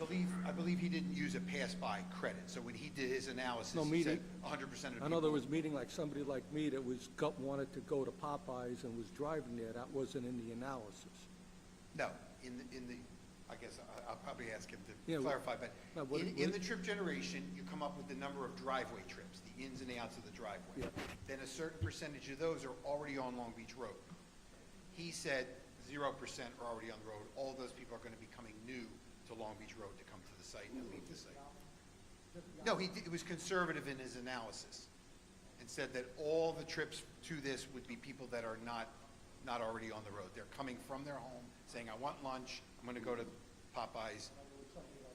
Possibly, yes, there you go, yeah. Ju- He's saying just a minute. 100% of the people. Just a minute. No? Let Can I- Mr. Mueller explain. I think we'll have Mr. Mueller clarify that. Again, for the Yeah. record, Wayne Muller, R&M Engineering. So what we did, what we said in our report was that a percentage of the Popeyes traffic would be passed by, X percentage, and I can go back through the statistics and point that out. However, when we did the detailed analysis of the intersection and the driveway, we did not apply the percentage to be conservative. So we didn't take credit for the fact that a percentage of the vehicles on Long Beach Road are already there. Because the analysis would allow us to actually decrease so we didn't do that, to be conservative. So all of the traffic that we analyzed, utilizing the recognized procedures in our report, assumed zero pass-by, to be conservative in that aspect. But yes, your position is that 55% will be passed. at least, yeah, it could be size 71. Yeah, obviously, people go to Popeyes, right? Some people pass by, others don't. I don't like it, I don't go. It's just the way it is. Thank you. Any other questions from the board for this gentleman? Okay, Thank you. thank you. Chairman, just a couple of questions. Certainly. In terms of it. We'll be responding to his report, but there was a lot of things that he said that weren't in the report. We'll also be responding to that. But I found one interesting point was regarding the curve in Long Beach Road and the sight line of, I think he said it should be 390 feet versus 150 feet in terms, I think that's what he said. I'll be like Dean Martin, I guess. So the question is in terms of the curve in the road, how long has that curve been on Long Beach Road? And was it experienced by the existing or former biggest banana? Well, no. Well, not, you don't have to say how long it is, but it's a existing curve in Long Beach Road that's been there for as long as I can remember. And the question is weren't the customers and employees and the truck deliveries and all those things coming into Biggest Banana experience the same sightline issues? Well, no, I'm not, Mr. Litt, Judge? I'm not, Let's, That's one not- person at a time, I'm please. just asking your traffic expert. He testified, you didn't. So, when I was out in the field and I looked at the intersection of Henrietta and Long Beach Road, I noticed that Henrietta Avenue has a no turn on red. So when I sit at the intersection on Henrietta looking to the south, I realize I can't see very well. So that's one reason why the no turn on red is there, because the sight distance is poor. So there was the additional exit, I would say, at least onto Henrietta. So if somebody wasn't comfortable enough to make the right turn onto Long Beach Road to go north, they could go out onto Henrietta, make the right on Henrietta, come to the signal. When the light turns green for Henrietta, then they can make that turn. And in terms of Nassau County Department of Public Works, they approved the curb cut that we're proposing at this point in time. Do you think that they made an error in approving that curb cut onto Long Beach Road? It's a right turn in, right turn out only. At Yes. one point, I believe on the plans, it had a left turn in, so I'm glad they took away the left turn in. But the sight distance is going to be an issue, so I really think that people have to wait until the light turns red for Long Beach Boulevard, then they can safely make that right But turn. I asked you if you thought the Nassau County Department of Public Works reviewed these plans with our traffic consultants.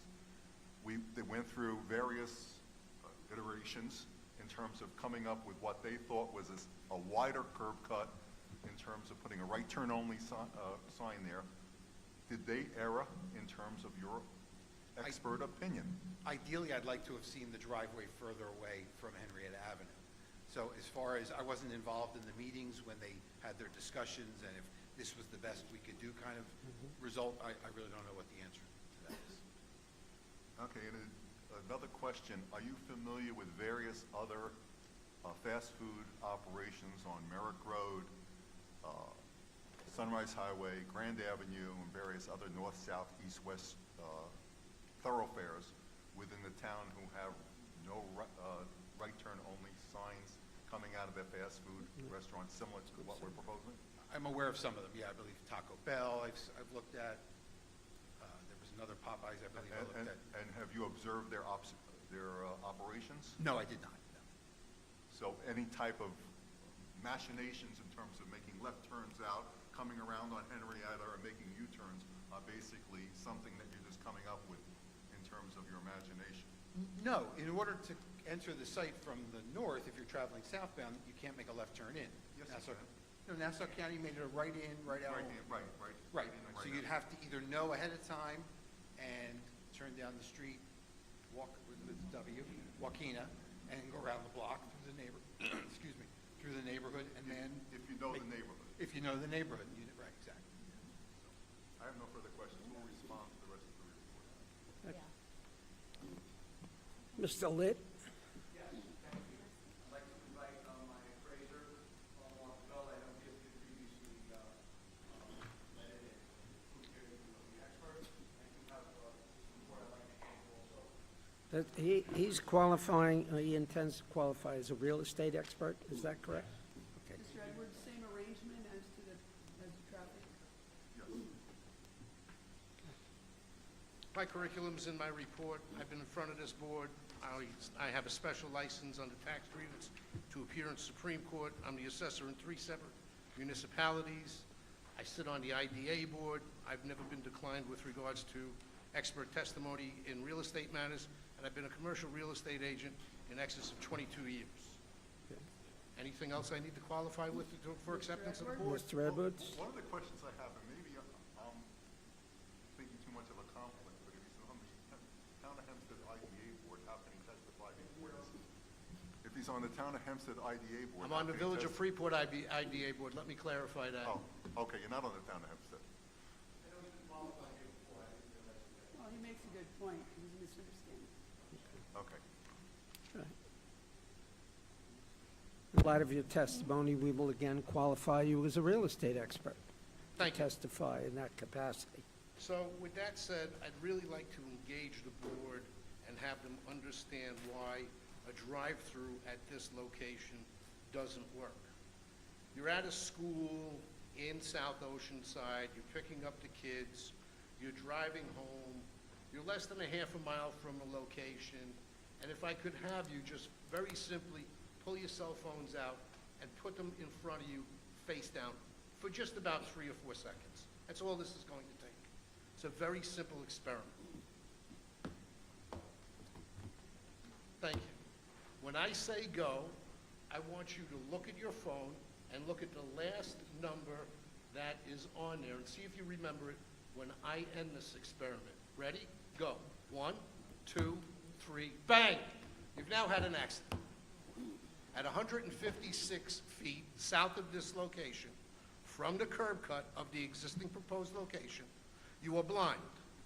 So in that time frame, you've now either taken out the bus stop, which hasn't been mentioned at all at this location, or you've had an accident in the driveway of this, from somebody waiting to queue in. This queue on this drive-through is 13 cars long. I go to Baldwin all the time. Popeyes is a great product. Popeyes has every right to operate at this location, not with the drive-through. In order for this drive-through to properly operate, which you'll see through my documentation and my photos, in order to be sufficient, they would have to have a time frame of less than 2 minutes per vehicle at the drive-through. 20%, go ahead. Why? They're 13 deep. That's 26 minutes around the building from pulling in. You've now, once that queue is full, it's 26 minutes in.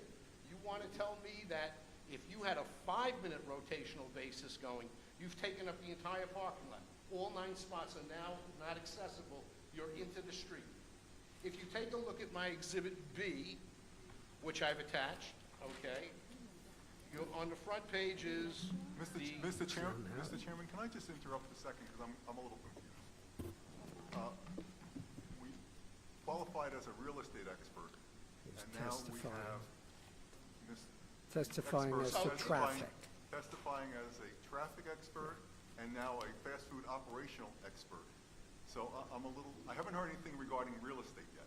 in We're terms getting of- there. Well, So let's- excuse me, counsel, in my 20 years of development experience and doing ground-up deals and doing deals where we assemble real estate and redevelop, these are things that we take a look at. What is the impact on the neighborhood? And this is definitely an impact on the neighborhood. It doesn't have to do with the health, wealth, and welfare and safety of the neighborhood. It Okay. most certainly does. Hold on.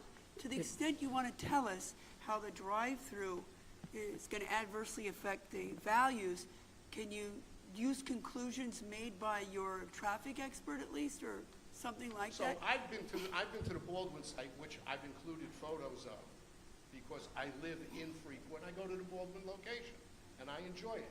And as you can see at the Baldwin location, which their real estate expert gave testimony to, they said that it doesn't overflow, but yet my pictures and my photos on a Wednesday afternoon between 5:45 and 6:15 in the evening show that Baldwin spills out onto Grand Avenue above and beyond the shoulder.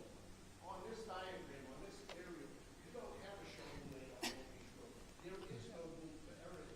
Anybody that backs up and comes out into the Long Beach area is bound to be there. There is no shoulder to fall off on. There's no forgiveness. This is But wait, it's right. You're not telling us how that affects, I think you need to use some established conclusions from the expert and tell us how those conclusions lead you to conclude that it will adversely affect the values. fine. The expert will get up and reiterate exactly everything I'm telling you now, but I've witnessed it firsthand. I've included it in my report, and I go through the mathematical formulation in my report. Where's your report? I'm trying to find it. What does the letterhead look like? It's right here. Here. Is there only one copy? Okay, go ahead. When I took, As you refer to your report, please refer to the page. in the when I back. took this assignment from Mr. Litt, and I conferred with Mr. Klein, and we discussed our responsibilities and discussed the site and the evaluation, this is a revised site plan from the original.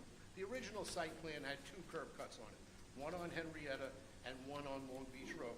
It was then revised for Long Beach only. Mr. Klein, in his absence of being a local venue, said, can you go to the site and photograph and take photos and report back and everything else? Okay, Of but which, photographs, you don't have to be an expert. okay, so with that being said, this site is shorter than a half an acre. In looking at all of the other food product in Oceanside, McDonald's, Taco Bell's, Burger King's, etc., all of them are over 1/2 acre with the exception of a new Starbucks, which I don't really consider the same type of food product because it's in and out. You're not preparing a full dinner meal, okay? We have a light board and a drive-through which emit light and noise pollution that are going to be stationed here, which are backed up directly onto residential property to the rear of this. And we also have the overflow problem on Henrietta where, because of the curb size, you can see that vehicles are going to jump onto that curb and park on the sidewalk in order to come around that fence and get into that Whoa, parking whoa, lot. whoa. Park on what side? On the front page. You can I'm clearly, looking at the map. Just tell me what sidewalk. on the corner of Henrietta and Long Beach to the east side, there are no parking signs all along that sidewalk there, where the curb cut has been closed. Are you saying you're gonna park on the I'm telling, Whoa, absolutely, whoa, whoa, you don't even know my question. Are you saying you're gonna park on the sidewalk along this road on Henrietta? Henrietta. That's all I wanna do. If they parked on the sidewalk on Long Beach Road, they'd be taken out by a bus, or whatever is in that slow lane traveling north. The site can work for a restaurant. I've done enough restaurant developments and restaurant deals over my 20 years in commercial real I estate. still haven't heard you say anything about the Real valuation. estate. The document that I've submitted speaks for itself with the loss of value to the neighborhood, the unbecoming characteristics and the change of the neighborhood, how the restaurant is on less than a half an acre in comparison to the rest of the neighborhood with the restaurants. I didn't want to go into every detail, but I will in order to satisfy the board.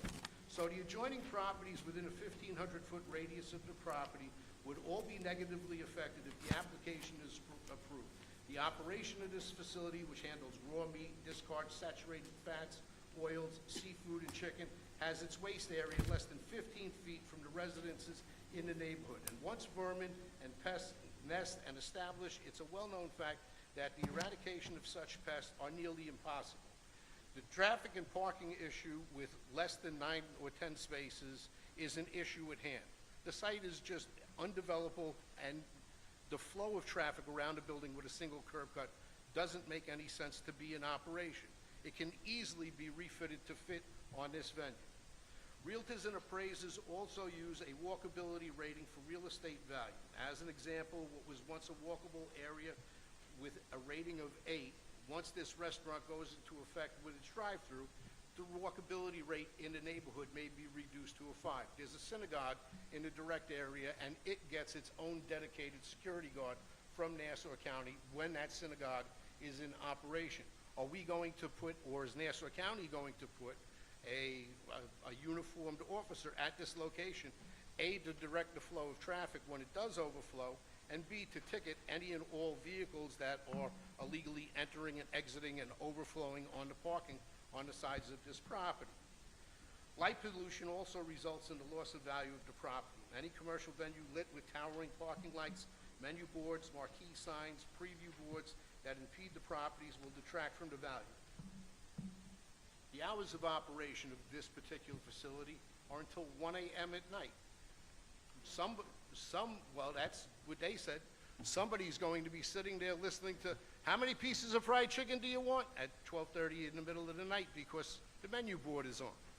So I think it definitely depicts the loss of value. If granted, will the subject property as altered change the character of the neighborhood?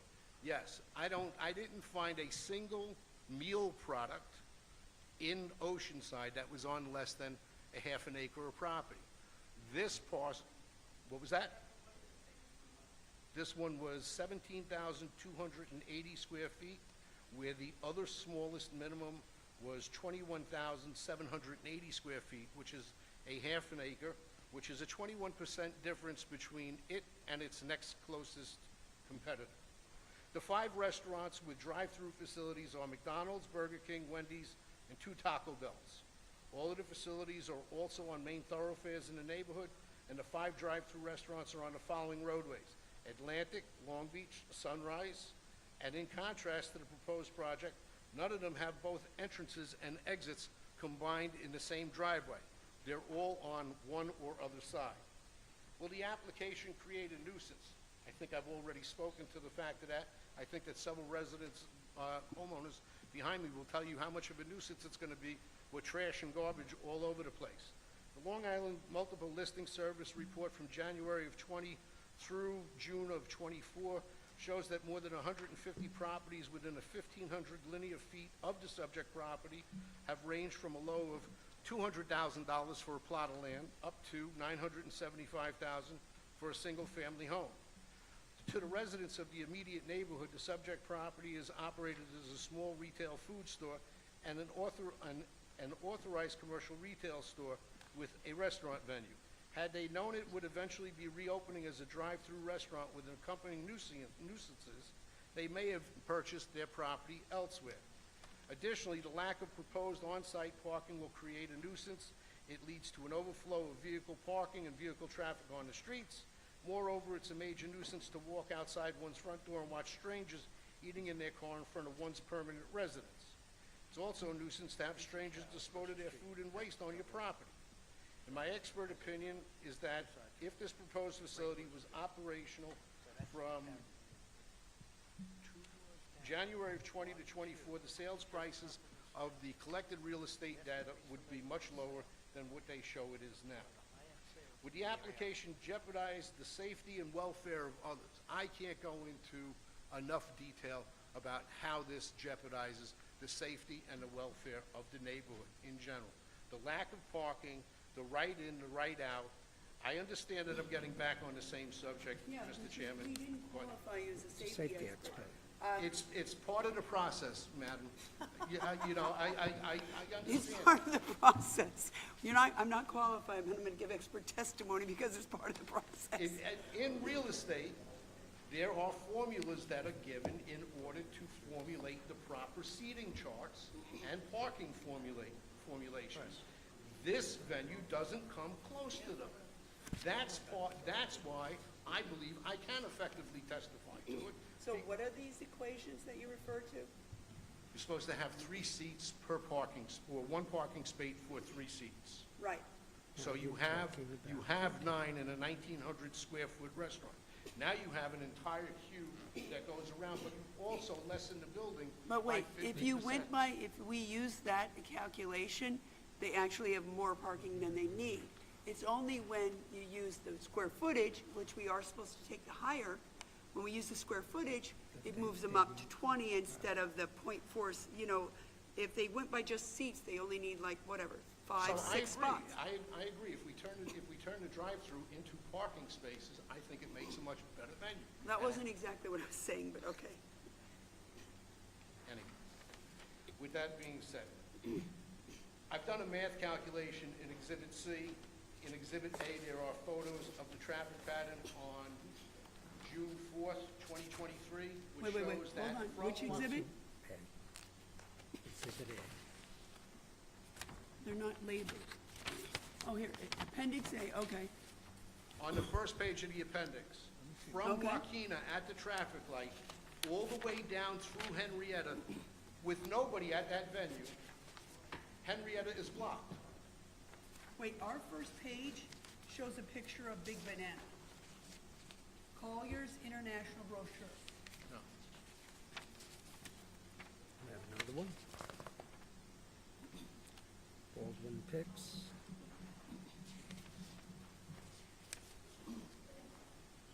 Mr. Edwards, what is, Where is that? What page? wait, do you have an addenda? That's what we have, addenda. From the We have an end? addenda, not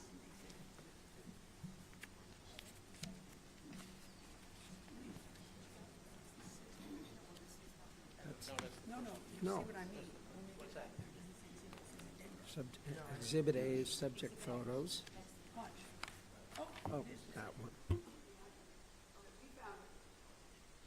So that first shot is in the middle of the day on June 4th of '23. Thank you. And as you can see, the traffic light all the way up at Joaquina, all the way back through Henrietta, the entire site is covered. There's nobody there. What do you mean? Hold on, I'm missing. Can I approach? You don't need to, because it won't be taken down. I'd rather your testimony, but just, we're looking at the same photo. Say it a little slower. So up here, up in the upper right-hand corner, okay, down towards, or in the upper left-hand corner, down towards the right, that's Long Beach Road. Correct. Up top is Joaquina, and the traffic is at that light right now while it's beginning to turn green, and the traffic is solid in both lanes, in front of the Biggest Banana, through Henrietta. Correct. In the, See in, the traffic you referred to. in the middle of the day with no venue there. In the middle of the day with what? In the middle of the day with no venue at that location that's No operational. business operating. The traffic has, in the middle of the day, this is not rush hour. What time is that? This was approximately 2:30 2:30 in the afternoon as I see. as per the header, It's June noted, you're 4. right. okay? And as you go through the photos, they're all significant. So But what are you the- saying? Given it's like that now, with this there, it will be worse? I It's guess? only going to get worse. But that's back to traffic stuff. I mean, I hate to be a stickler, but we really need to hear from you about, and you've given Real us some estate information value. about the value, the impact on the real estate values that this proposal, if approved, would have. And you have And given you've us done some that. of that testimony. I'm Fine. not saying you haven't. I'm gonna let the documentation speak for itself and have my testimony admitted as is. Thank you. Good. Okay, can you wait now to see if Mr. Edwards has any Has some questions? questions? I have a question. Maybe we'll get down Mr. Edwards? Yeah. I have a question. Let's get down to some real estate. What's across the street from our site? It is, from what I can understand, it is a defunct dairy barn that that is operational and has two sides open with three curb cuts, one on the north, one on the south, and then one on Henrietta that's actually a double curb cut. So there's actually room for 4 vehicles in and out of that site at all times. Renamed, it was a dairy Oh, barn. you just meant a dairy barn style It place? was a with dairy a barn name. style, right. Okay, I thought you meant closed. No, That's no, why I no, asked. no, no, no, no. I stand corrected. Are you familiar with the sale of a single-family house at 46 West Henrietta Avenue? Can't say that I am at this Where moment. is that, Mr. Edwards? That's 2 doors down from the defunct dairy barn. Which direction? West. To the west. Think of it as north and south. And So that's that's all, on, that would be on the Henrietta's opposite an side of the east-west intersection. road. I didn't think Henrietta, I thought he meant on Long Beach. correct. Okay.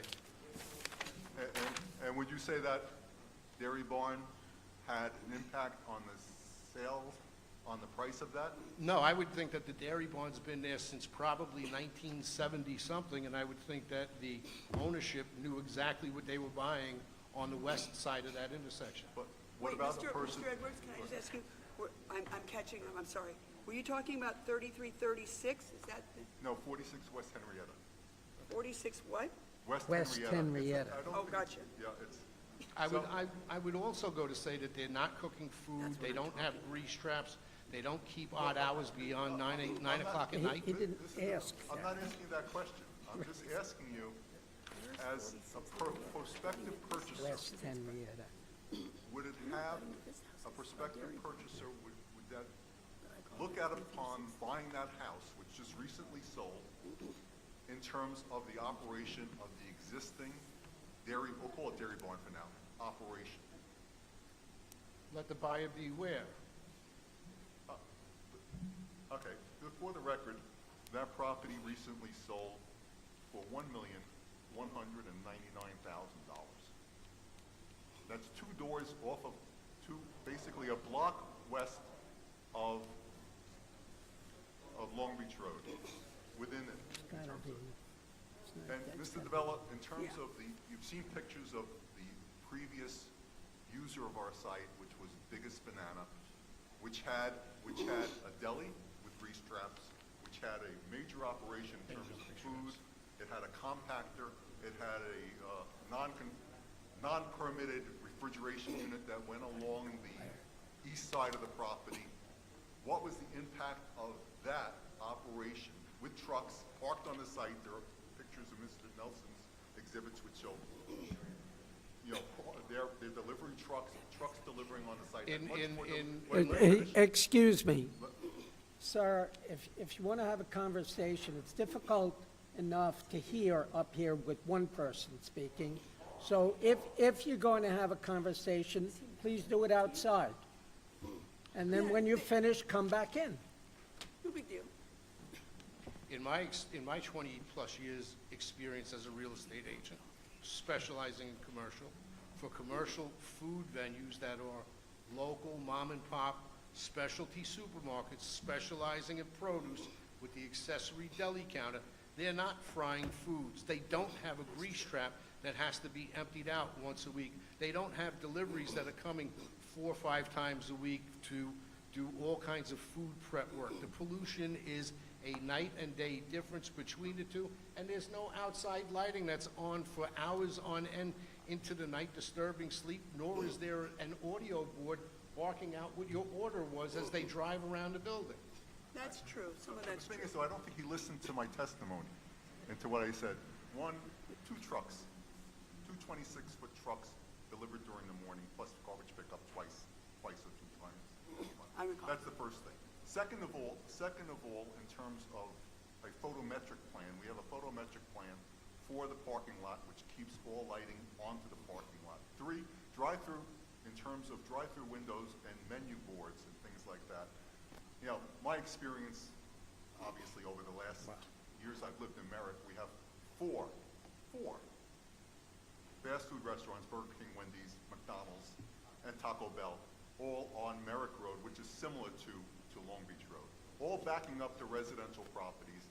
And suffice to say, the negative impact of being up against the business zone is what's taken effect. Those properties, without having Mr. Nelson testify as an expert, have all sold for considerable sums and all increased in value over the years.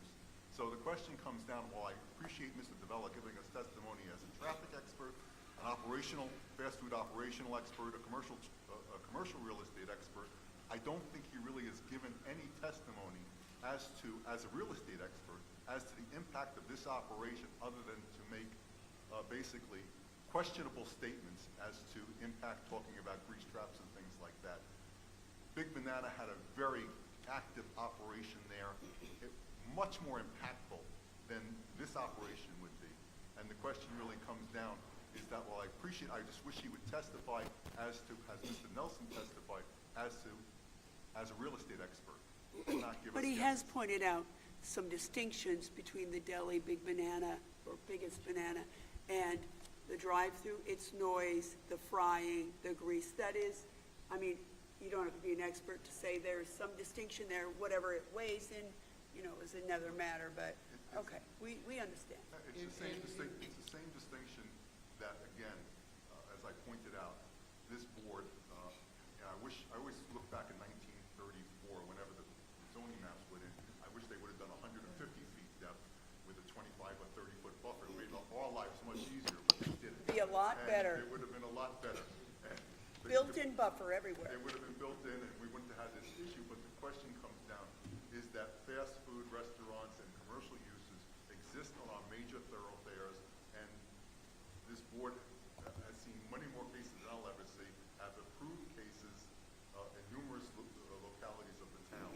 And this is really, in my opinion, no different. I'm testifying now, I shouldn't, but no different. But I don't think any testimony that's been offered by Mr. DeVella has been pertinent as to his expertise, as he's qualified to as a real estate expert. Can I answer that question, if you don't mind, please, on behalf of my expert? Anytime an appraiser testifies or provides any information regarding the occupation, he has to give a background. He just can't put things in la-la land and say, okay, this is what I think the values are. There are a lot of factors that go into valuation. If anybody knows about valuation, besides him being an appraiser, I do real estate tax work. I value properties left and right. I represent pretty much almost every property owner up and down that street. I understand values just as much as he understands values. When I discuss values, I take into account what's going on regarding traffic, what's going in regarding what's around me, what the neighborhood is, and what's going on with these properties. But that's all the things you can see. Once he starts predicting, he should use the conclusions the traffic guy. Absolutely. His traffic engineer arrived at all those conclusions, and he's now taken that information, Okay. he's put it together, and he went forward and he said, you know what, based on what was previously testified to, that's why my traffic engineer went first. That's why I did that. There was a reason why I do this. It's not my first rodeo handling these type of matters. Mr. Litt, Mr. Litt, with all due respect. Yes. It's in his report. Yes. We have his report. Thank you, Mr. We Chairman. read the reports, we read everything. Thank you, Mr. Okay, Chairman. let's not beat a dead horse. Absolutely. I agree with you. I Okay. thought it was necessary to clarify it. Thank you so much, Mr. But Chairman. wait, I have a question for Mr. Litt. Yes. The petition that you had signed by 1,263 Yes. folks, Yes. what was the method you used to gather the signatures? It's fascinating. You can go online and you set up a program that they have where you can send it out to all these people through, I guess, Facebook and some other program. And what they do is they can sign off on these things. It's amazing how they do this. It's like a GoFundMe, but Yes, GoFundMe, but if the opposition towards Popeyes, people could sign off on that. And the reason why there are two sets of them is that there was two sets of plans. There was an initial set of plans that went forward previously, and then we sent out another round as well. That's why there were over 1,000 people who signed the first one and about 400 or 500 who signed the second one. Did you Obviously- look through it? Yes, I looked through it, yes, yes.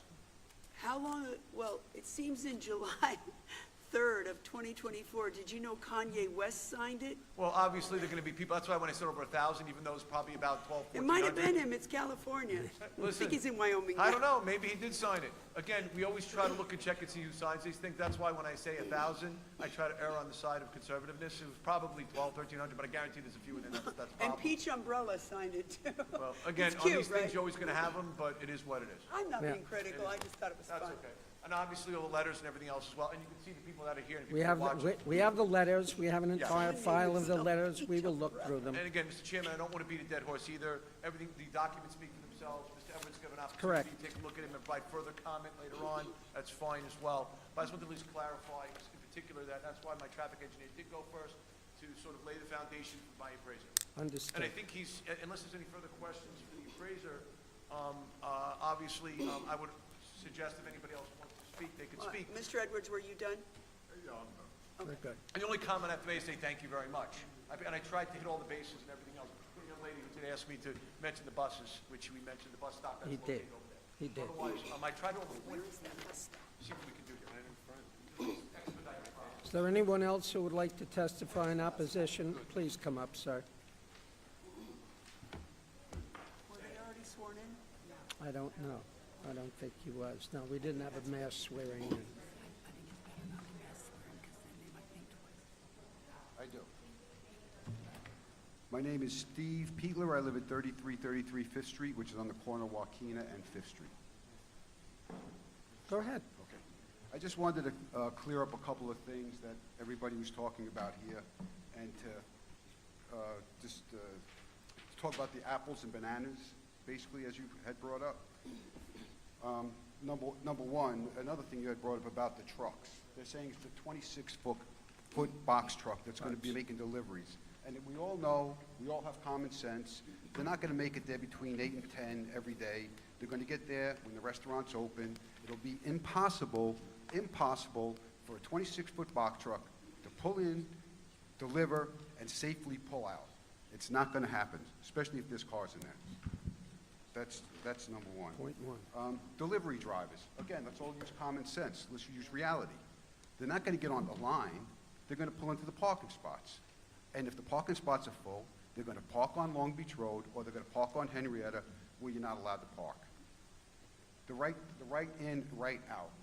Another thing that's going to be totally impossible, well, not possible, implausible, because people going to Long Beach are going to want to stop at Popeyes, because Popeyes is good.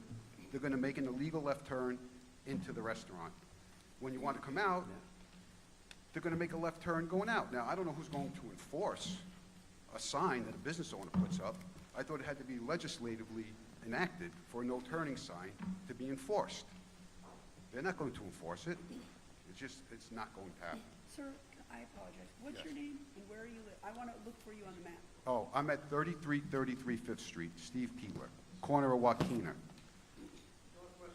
Northwest. What's your last name? Peetler. Got you.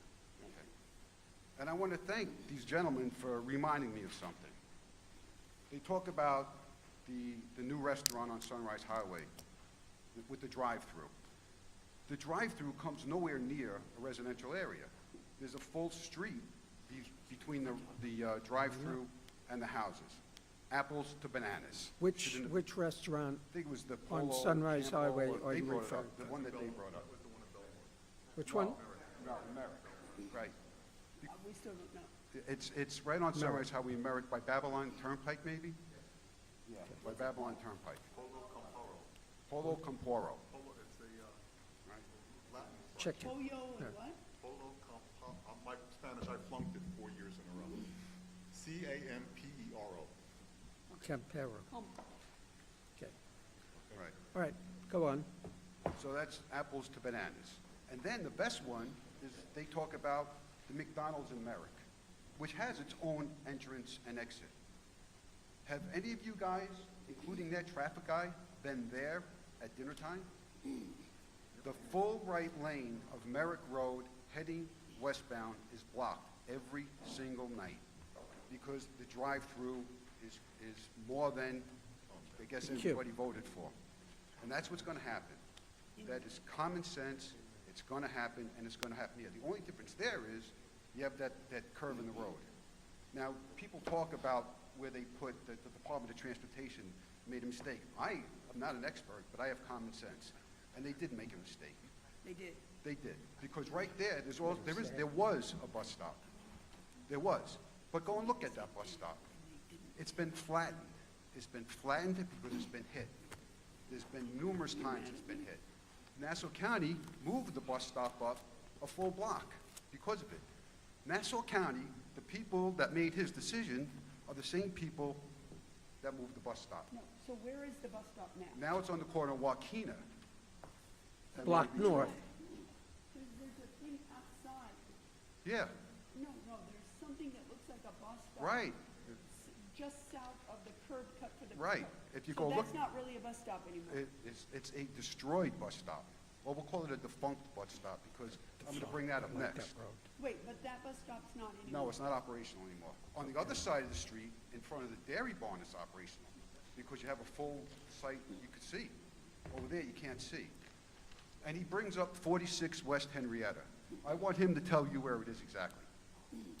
I'll show you a picture. No, I don't want to see a picture. I want you to tell me physically where it is compared to the, Hold on, only one person can talk at once. Mr. Mr. Nelson, if you're gonna talk, please use the mic. Barry Nelson, 220, Barry Nelson. It's on the north side of West Henrietta, 2 houses west of Lawrence Avenue. right, which is how far from 2 houses. the dairy barn? The You make it north sound side like of it's next door to Henrietta. the dairy It's barn. 3 houses, right. It's a block away from the dairy barn. Well, there's one house, next to Dairy Barn, and then if it's the second house west of Lawrence, it's basically 3 houses from 3 the Dairy houses. Barn. Yeah, but it's not, the way he's making it sound before was it's next to the dairy barn, Okay. but it's not. Okay. All right, so we got the bus stop. And this is another thing that, again, I'm a layperson, I don't understand this process, but these are supposed to be very smart people. These are supposed to be very smart people, I'm sure they are smart people. The owners of the restaurant have a lot of restaurants. I've checked them out. They've got a bunch of them. They know what they're doing. When they first put this plan into effect, they knowingly put a plan before you guys that did not comport with the law. They did that, and it's been a year where they're making us wait. And if it wasn't for Mr. Litt, we wouldn't even know when these meetings were because they never changed their sign. You know, we got a letter that they're gonna do it when it first happened, but we never heard anything officially. I was there yesterday, the sign is current. No, that's right, just recently. Just recently. But just so you know, leaving aside the sign, once the notice goes out for the first hearing, if it's adjourned at that hearing. Yes. And they don't send another written notice in the mail, but they are supposed to update the sign. So, I totally understand that. I totally understand that. So I don't know- But this has been a gain for them because they knew what the rules were. They're just now changing it. They're now well, changing it. everyone who comes, most people who come before us know what the rules are. They're asking for an exception to the rule, and they Right. come in to explain to us why that makes sense. Right. They, And, just to point it, they may have left an old date up there, but they had to repost it 25 to 27 days prior to this hearing. Totally understood. Okay, good. Totally understood. I you. understand that. Are you Alls I'm saying they didn't is- do that? No, they did that eventually. All I'm saying is, we don't know unless we happen to go, and that's something maybe the board should consider in the future, when you have somebody that can financially send out a new notice, that they should be required to if there's an adjournment. Why do I have to keep checking the docket to see when this is coming? No, it's not that. We presume, maybe incorrectly, but that everyone who's interested came to the hearing. So No, at the hearing, we actually say, it's adjourned to this date, you're not Right. gonna get another mailing, mark your calendars, tell anyone you know who wasn't here, who might wanna be here, blah, blah, blah. No, exactly, and I started to do that, and it kept getting adjourned, and it was adjourned, and it was adjourned because they didn't do what they were supposed to. They knew what they were supposed to do, but they didn't do it. So we're talking about good neighbors here, they're already starting off on the wrong foot. And it only takes common sense. You don't need an expert to tell you that if you have a drive-through going through your backyard at 1 o'clock in the morning, that's not going to affect your property values. Because neither one of you guys and neither one of those guys would buy that house at the going rate. And, Hold on. and it wasn't there, the restaurant wasn't there when these people bought the houses. Going back to the dairy barn, that's been there since 1970. Mr. Edwards, did you tell us the proposed hours of operation? Did. Yes, they did. How late on the weekdays? Only on 2 days a week, we're proposing 1 AM, and then the other days. Oh, I 12 wrote a.m. that, Friday and Saturday, 1 AM. Yeah. The other days, 12 AM. And let's use common sense. In reality, again, people have their radios on, they're pulling up behind your house at 1 o'clock in the morning with their radios blasting, because those are the people that are getting chicken at 1 o'clock in the morning. You know, this is like, there's a million places this restaurant could go. they should pick one of those places. And they bring up the other places on Long Beach Road. And their expert, our expert, I should say, even testified, they're much bigger. They have their own entrance and own exit. Cars aren't gonna be able to make lefts out of there. They're not gonna be able to even make rights out of there. That's what's gonna happen. Left turns seem to be an All issue, right, I agree. thank you. What's that? I do agree that left turns Right. could be an issue. Yeah, they're definitely gonna be an issue, because it can't happen. And you brought it up before, and I don't think they were understanding what you were saying. I was. If a car is in the queue, is gonna try to make a left into the restaurant, it's gonna be backing up the queue for people that are gonna wanna make a left onto Henrietta. And that's gonna happen. And the Okay. queue for the left turn doesn't appear to be fully, if at all, available until you've passed the curb cut. Yes, and it's just, it's just a bad place for the Popeyes. Okay. And I like Popeyes, and he was talking about his numbers, pass-through numbers before. If those numbers were true when Biggest Banana was there, Biggest Banana would still be in business because they wouldn't have left. All right, thank you. Anyone else would like to speak in opposition? Come up, sir.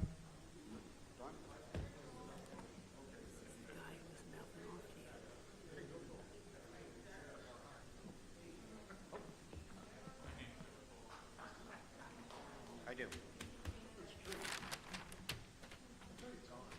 Go ahead. Yep. Leonard Fusilli, Oh, 285. hold on a minute, hold on a minute. Mr. Muller, please, the gentleman is speaking. Okay? Your name and address for the record, Leonard sir. Fusilli, 285 East Lexington Avenue, Oceanside. I live a few blocks away from the Popeyes, but everything that gentleman said is absolutely right. You don't, at 1 o'clock in the morning, you're gonna get cars there. Look at the Taco Bell. The garbage that is in that parking lot the next day is unbelievable. People are pigs. It's just the way it is. I don't think we should be subjected to that at 1 o'clock in the morning. Also, the Starbucks that they referred to, if you go past there at 8 o'clock in the morning, that queue is out on Long Beach Road. And it's a very small area, and the cars are backed up on Long Beach Road trying to get into Starbucks.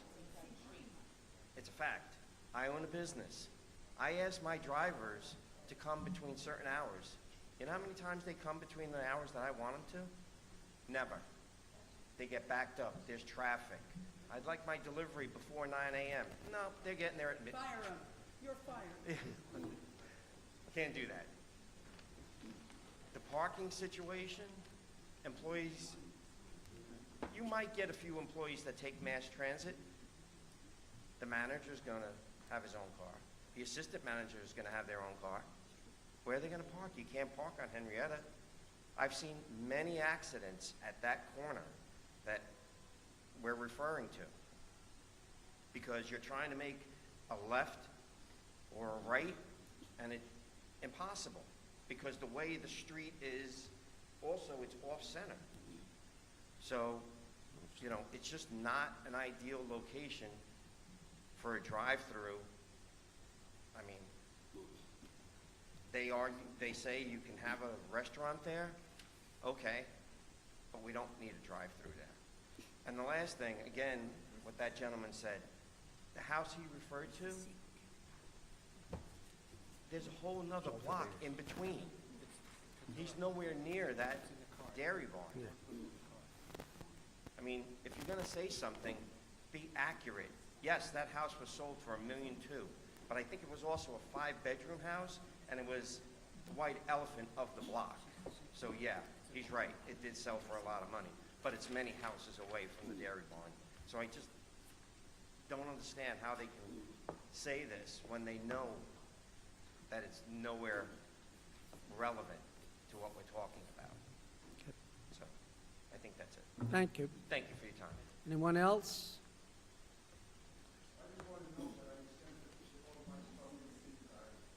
We have it. Mr. Edwards, it's yours to sum. Well, I think we've heard a lot of, and I don't want to call them, oh, I'm sorry. You know, we've heard some testimony. Most of it really wasn't relevant to the application other than, Mr. Edwards, speak. I think we need better microphones. I have good hearing, but yes. I don't have. No, she doesn't. No. So the question all. comes down is that we've basically heard testimony that they have no opposition to a restaurant if we put a restaurant in without a drive-through. I think we all got that message. In terms of the drive-through, I think they missed the testimony that the operation of a drive-through restaurant and fast food restaurant has evolved. And that's the point I tried to make at the beginning of my presentation. We've seen Chick-fil-A on Hempstead Turnpike, which this board recently approved, have a just generally pickup with no seats. And the reason for that is that the restaurant businesses now, especially fast food business, and also regular restaurants, are depending on delivery services and also people picking up and taking the food to either place of business or home or to the beach in this case. The biggest banana operated there since 1977. It operated with a curb cut on Long Beach Road with no restrictions. Left turn, right turns, in and out. It also had a curb cut on Henrietta. Now, in terms of the person who says that we've been playing along, we didn't want this process to take too long. My predecessor, who handled this case before, met and listened to the community. We put a larger buffer in, 20 feet, when no buffer now exists. We control our own garbage. We put the garbage in an enclosed container so that rats wouldn't get it to it be picked up enough. My client operates 120 restaurants, franchise restaurants, and knows how to operate. The whole point of this restaurant, if you look at it, is to make food in a fast, efficient manner, take care of that drive-through, take care of your pickup orders, and get the people in and out of lines. For the occasional person who comes in and sits down, they'll be taken care of, but this counter space, if you look at the counter space, it's minimal. Number of seats, minimal. So this operates and can operate efficiently there. The question comes down is the drive-through itself. We have Wayne Muller, who's testified before this board on many occasions, and he will be writing a rebuttal to the traffic expert, and I guess also to the real estate expert as well, in terms of him. Barry also will be commenting on the real estate expert. But one of the things he pointed out to me is that if you look at the Popeyes, which apparently their real estate expert was testifying about having a backup onto Grand Avenue in Baldwin, that drive-through lane is 180 feet long, 9 cars. Ours is 260 feet, 13 cars. So we took as an accommodation, we made sure that the drive-through lane, 13 cars, is more than this board usually sees. In terms of the Starbucks north of here on Castleton and Long Beach Road, this board approved in 2015, the drive-through lane for the Castleton Starbucks is 8 cars. And that's why there's sometimes a backup over there, because they don't have sufficient. And their border window or microphone also backs up to a single-family house. So I think we've tried to be sensitive, even though they may not feel that way, we've been sensitive to the community. I've been in communication with Mr. Litt, and Mr. Litt, we informed Mr. Litt at every occurrence about the adjourned meeting. We were surprised it took 2 months to get the adjourned date. We were ready to go on the date it was scheduled for. But we've communicated with them, we've been sensitive, and the only demand at this point in time that, and Mr. Litt indicated it, is that if we remove the drive-through window, I guess he's, not that he can speak for the whole community, but they would be okay for it, with it. And it's something my client might consider. But we put a good application in for you, with you. In terms of the petition, besides Conway West, there seem to be interested people in Milwaukee and various other parts north and south of this thing. So I'm not sure how good. There were a lot, too, in Oceanside. There was some from Oceanside and some from Quite a Rockville few. Center, Baldwin, Freeport, and various other environs. I'm not sure how valuable that type of petition is, rather than the old-fashioned petition where you go around and get signatures at a shopping center or walk Fulton neighborhood. I think those are more valuable in terms of the You brought impact. a lot of people out. I know, and so that's, we'll be putting a rebuttal in the 30 days that we've received from you, rather than keep extending this further and me babbling along. And we'll try to sharpen up our edges in terms of putting it, in terms of focusing. Familiar with the Popeyes in Elmont that doesn't have a drive-through? I'm not, to be honest with you, I'm not that familiar with it. I don't get to Elmont I as don't know much as much about it either, but Well- I recalled there was one or more that we had no drive-through because it was all app stuff, and Mr. Owens Yeah, reminded me that it was, he thinks it was the one in Oceanside. You get I mean, in- Elmont. Elmont. You get in, we'll go look at it, but you get, there are a lot of inline stores, and Dunkin' Donuts has some inline stores, Starbucks has some inline stores, some shopping centers. Starbucks now wants to have only drive-through stores, so they're considering closing up some of Don't this. even sit down. What about all those people that like to take the computer? Well, now the new president of Starbucks is basically wants to go back to the old way, so that they're using markers, they're making smiley faces on your cups again and stuff like that.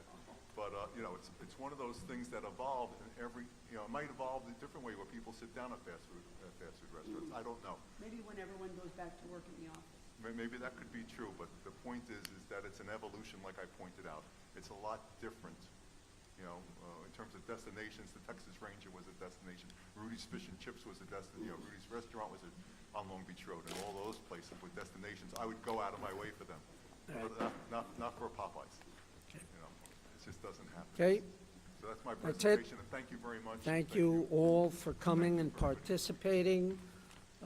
We're not going to close the hearing. We're going to hold it open so that the respective sides can submit additional information. Rebuttal, correct? Right, we're gonna submit the information, and they don't have the right to serve. No, sir, reply. Okay. Okay. Thank you. Okay. We're gonna- Everyone who signed in is going to receive a copy of the board's decision in the Once mail. it's rendered. Once we render that, which will take place, at some point in the future after the materials are all in and the board has a chance to look at the materials and deliberate. And then no sir reply. Mr. Litt, Mr. Litt, Mr. Litt, Mr. Edwards.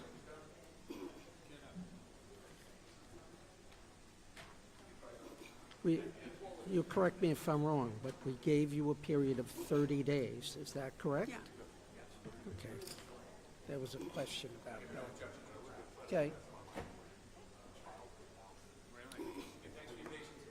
You? Thank you, Mr. Litt. I know, and you remember it so much bigger, right? I know, everyone says that, they go look at the house and be like, you remember this whole house, and it's looks so Right. tiny. You know what? Now, we're going to take a 10-minute break, and then we'll come back and do Where decision. is your house?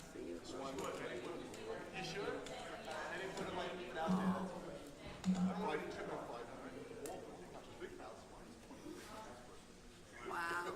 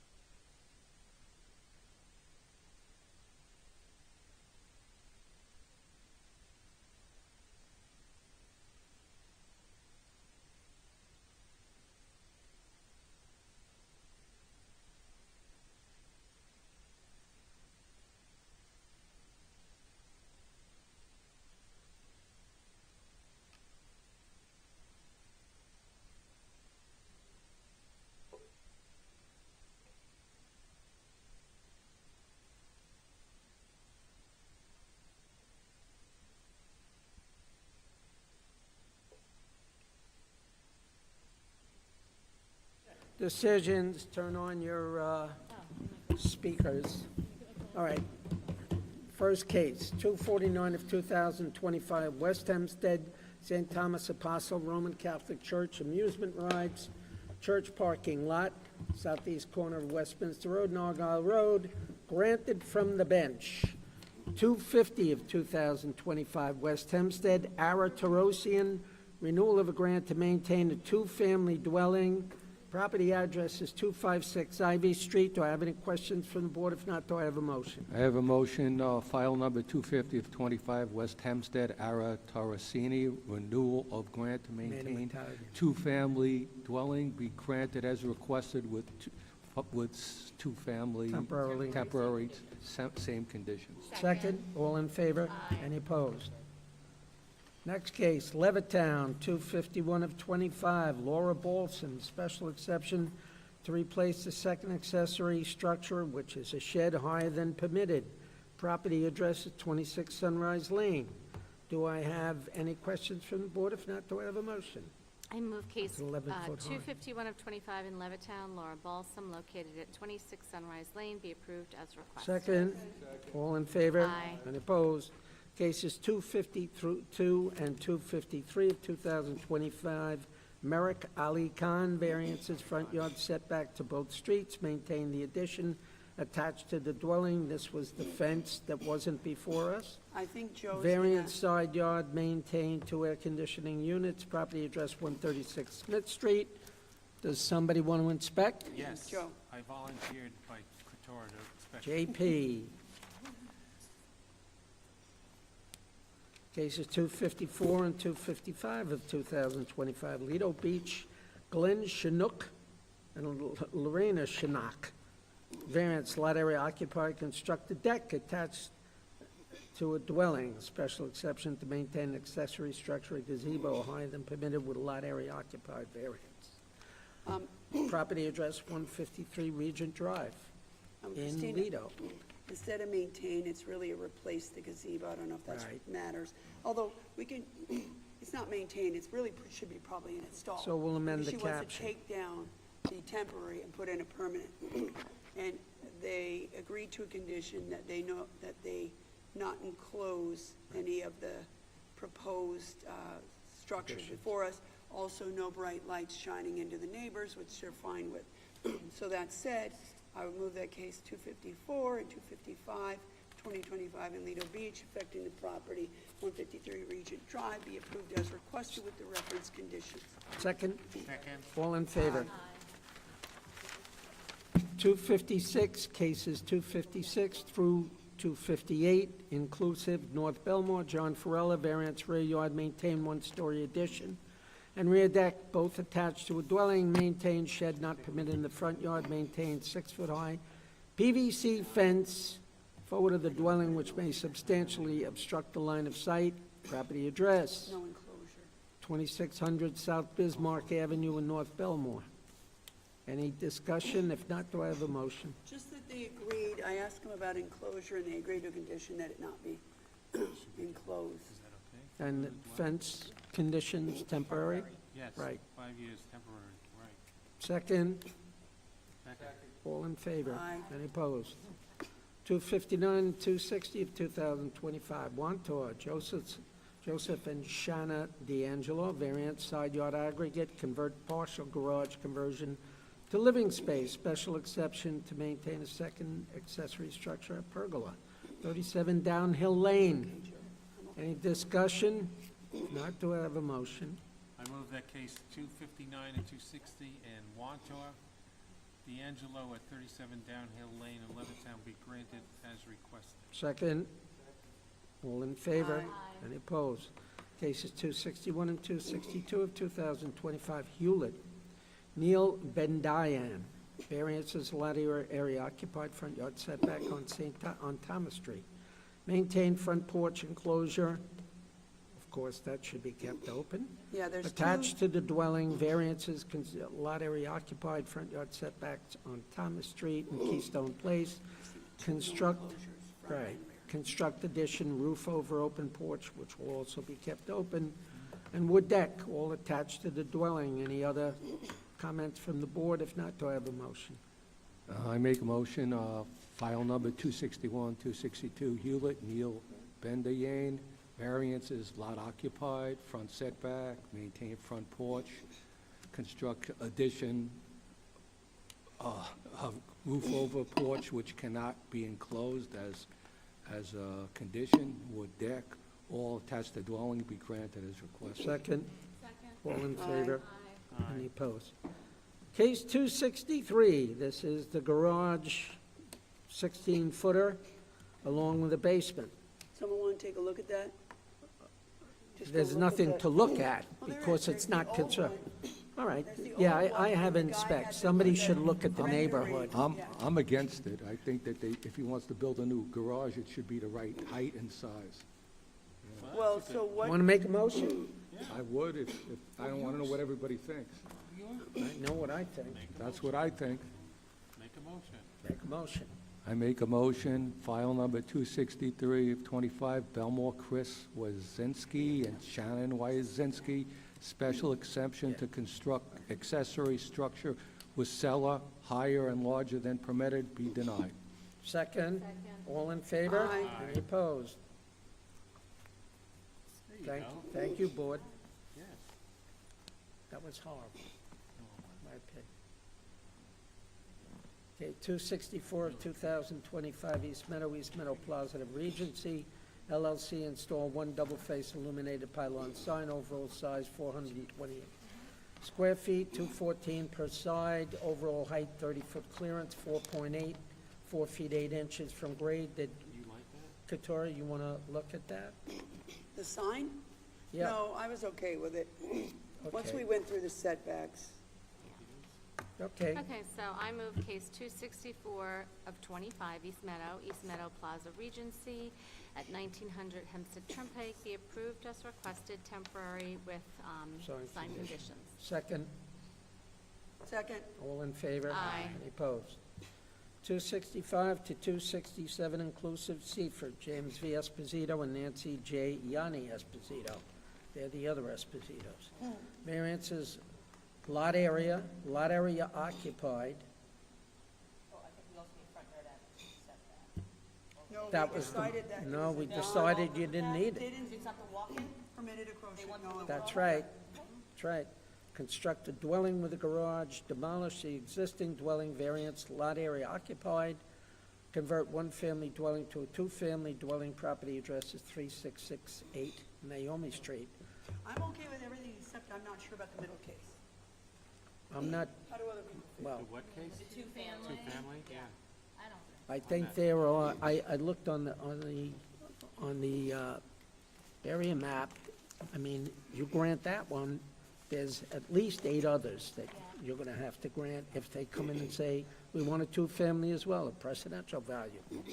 If we So, deny it now, too, it's got res judicata effect. Yep. Okay, so. I mean, do- how do others feel? All right, I'll make the motion. I move that cases, first of all, I move that we amend the heading to include only the lot area and lot area occupied as it relates to case 265. I then move that we grant case 265 and 267 as requested. 267, Yeah, but that we deny case 266, which is the the two-family. application for a two-family dwelling. okay. Second, Second. all in favor? Aye. Any opposed? That one. Okay. Cases 268 through 271, 25 Oceanside, 3600 Long Beach Road LLC. I'm going to look at that just because Okay. I want to Yeah. make sure that visibility isn't. You're going to inspect it.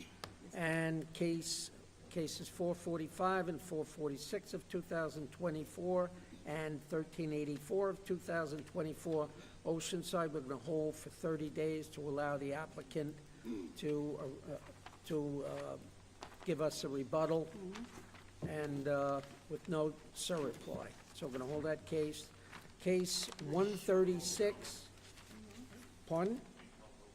Yeah, it's being held open.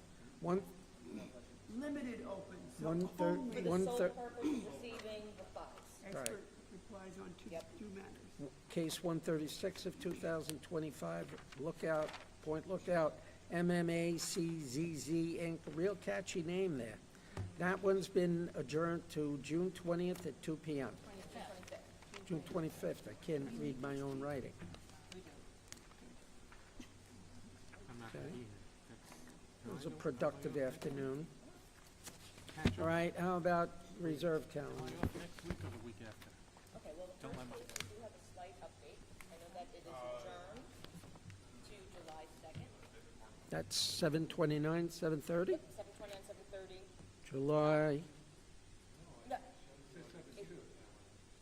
Yeah, July 2nd, 2025. That's Is that the Starbucks again? the Starbucks, yeah, we got an update that the applicant, they removed that second dumpster and also that shed. So they sent photographs, we confirmed with the building department that it was in fact done appropriately. okay. So why, Anything else? why do we need to see them again? Because I don't believe they actually presented again. Okay. That was 7:29 and 7:30 Okay, so then I have nothing else. on page 1. I mentioned that they removed the dumpster and You have nothing else on the reserve calendar? I have nothing else on page 1. Oh, too bad. But it's also Yeah. for the attorney to contact us regarding height. Well, we gotta wait about that. I already inspected. I think it's too high, and so that's why we're doing it. Yeah, Okay. I believe we were waiting for the attorney to, I guess, revise the plans to come into compliance with height. Mm-hmm. Okay. Anything on page 2?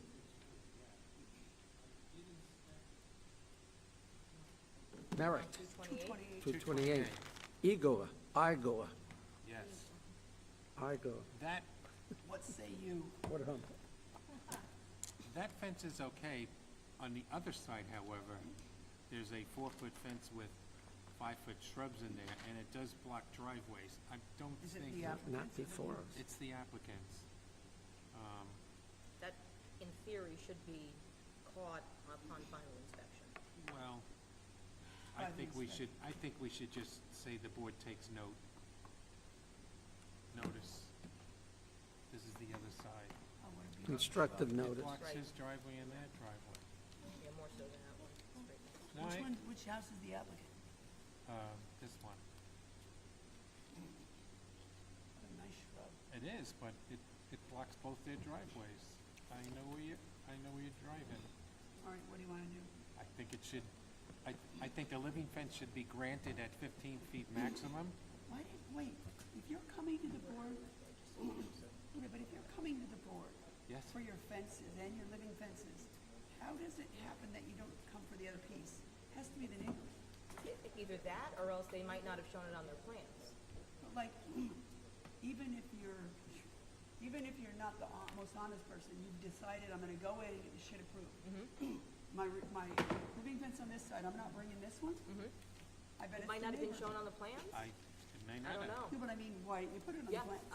I'm with you. I don't think we should hold up the living fence. That's okay. Keep it at maximum at that. The That's living the fence living- that came before us as opposed to the living Yes. fence that didn't? You're sure that's theirs, right? Yep, Yeah. that's one side.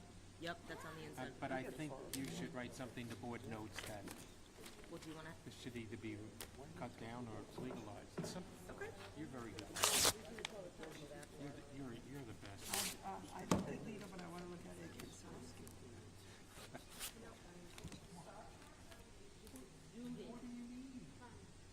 Yes, Okay. I'm ready. Oh, yeah, you can have what you want. They're also letting copy on. Okay. Do we have a, motion, sir? Yes. I move that we grant it as Temp- 5 years, temporary, be maintained at 15 feet, and that the board notes on the south side, or whatever direction it is. Second. Okay. All in favor? Aye. What else we have? Okay.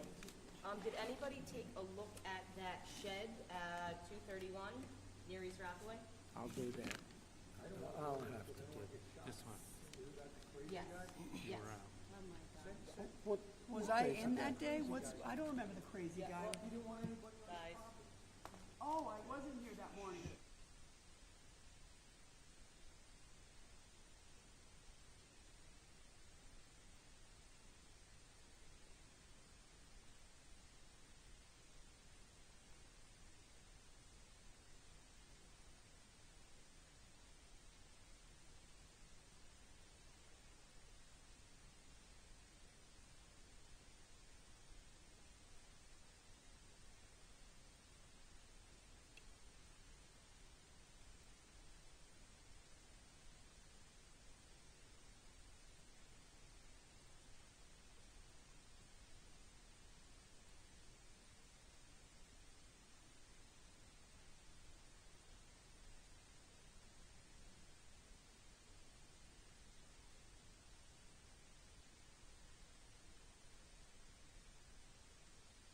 so, You wouldn't even get out of the car.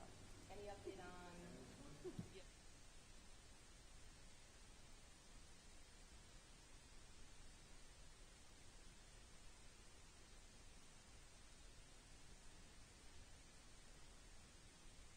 Bill? On Uniondale, we are still awaiting the NCPC's determination, but we have heard from the applicant, and they are willing to reduce the number of storefronts from 8 to 7. Which case? FCFC in Uniondale? Oh, yeah, that's the one that we were saying. They need a spot for the dumpster on the end of it. Well, they were saying that they wanted to keep the garbage underneath in the basement area. Right. Yeah, I know, and I just don't think they're gonna do that with the food service. if there is one. But that's the update that I So have they're on gonna that. change it from 8 to 7? They're changing it from 8 to 7, that's what they agreed. They have to submit new plans, right? Correct, well, it's not, correct. Well, wait. If they're not going to change the size of the building, where the hell are they putting the dumpster? They're not putting a dumpster. I believe they So didn't they- want the dumpster, they want to keep the garbage In the basement? And then put it out to the street for the town of Hempstead? That's great. They're legally entitled to do that, but keep it in the basement. That's what I mean.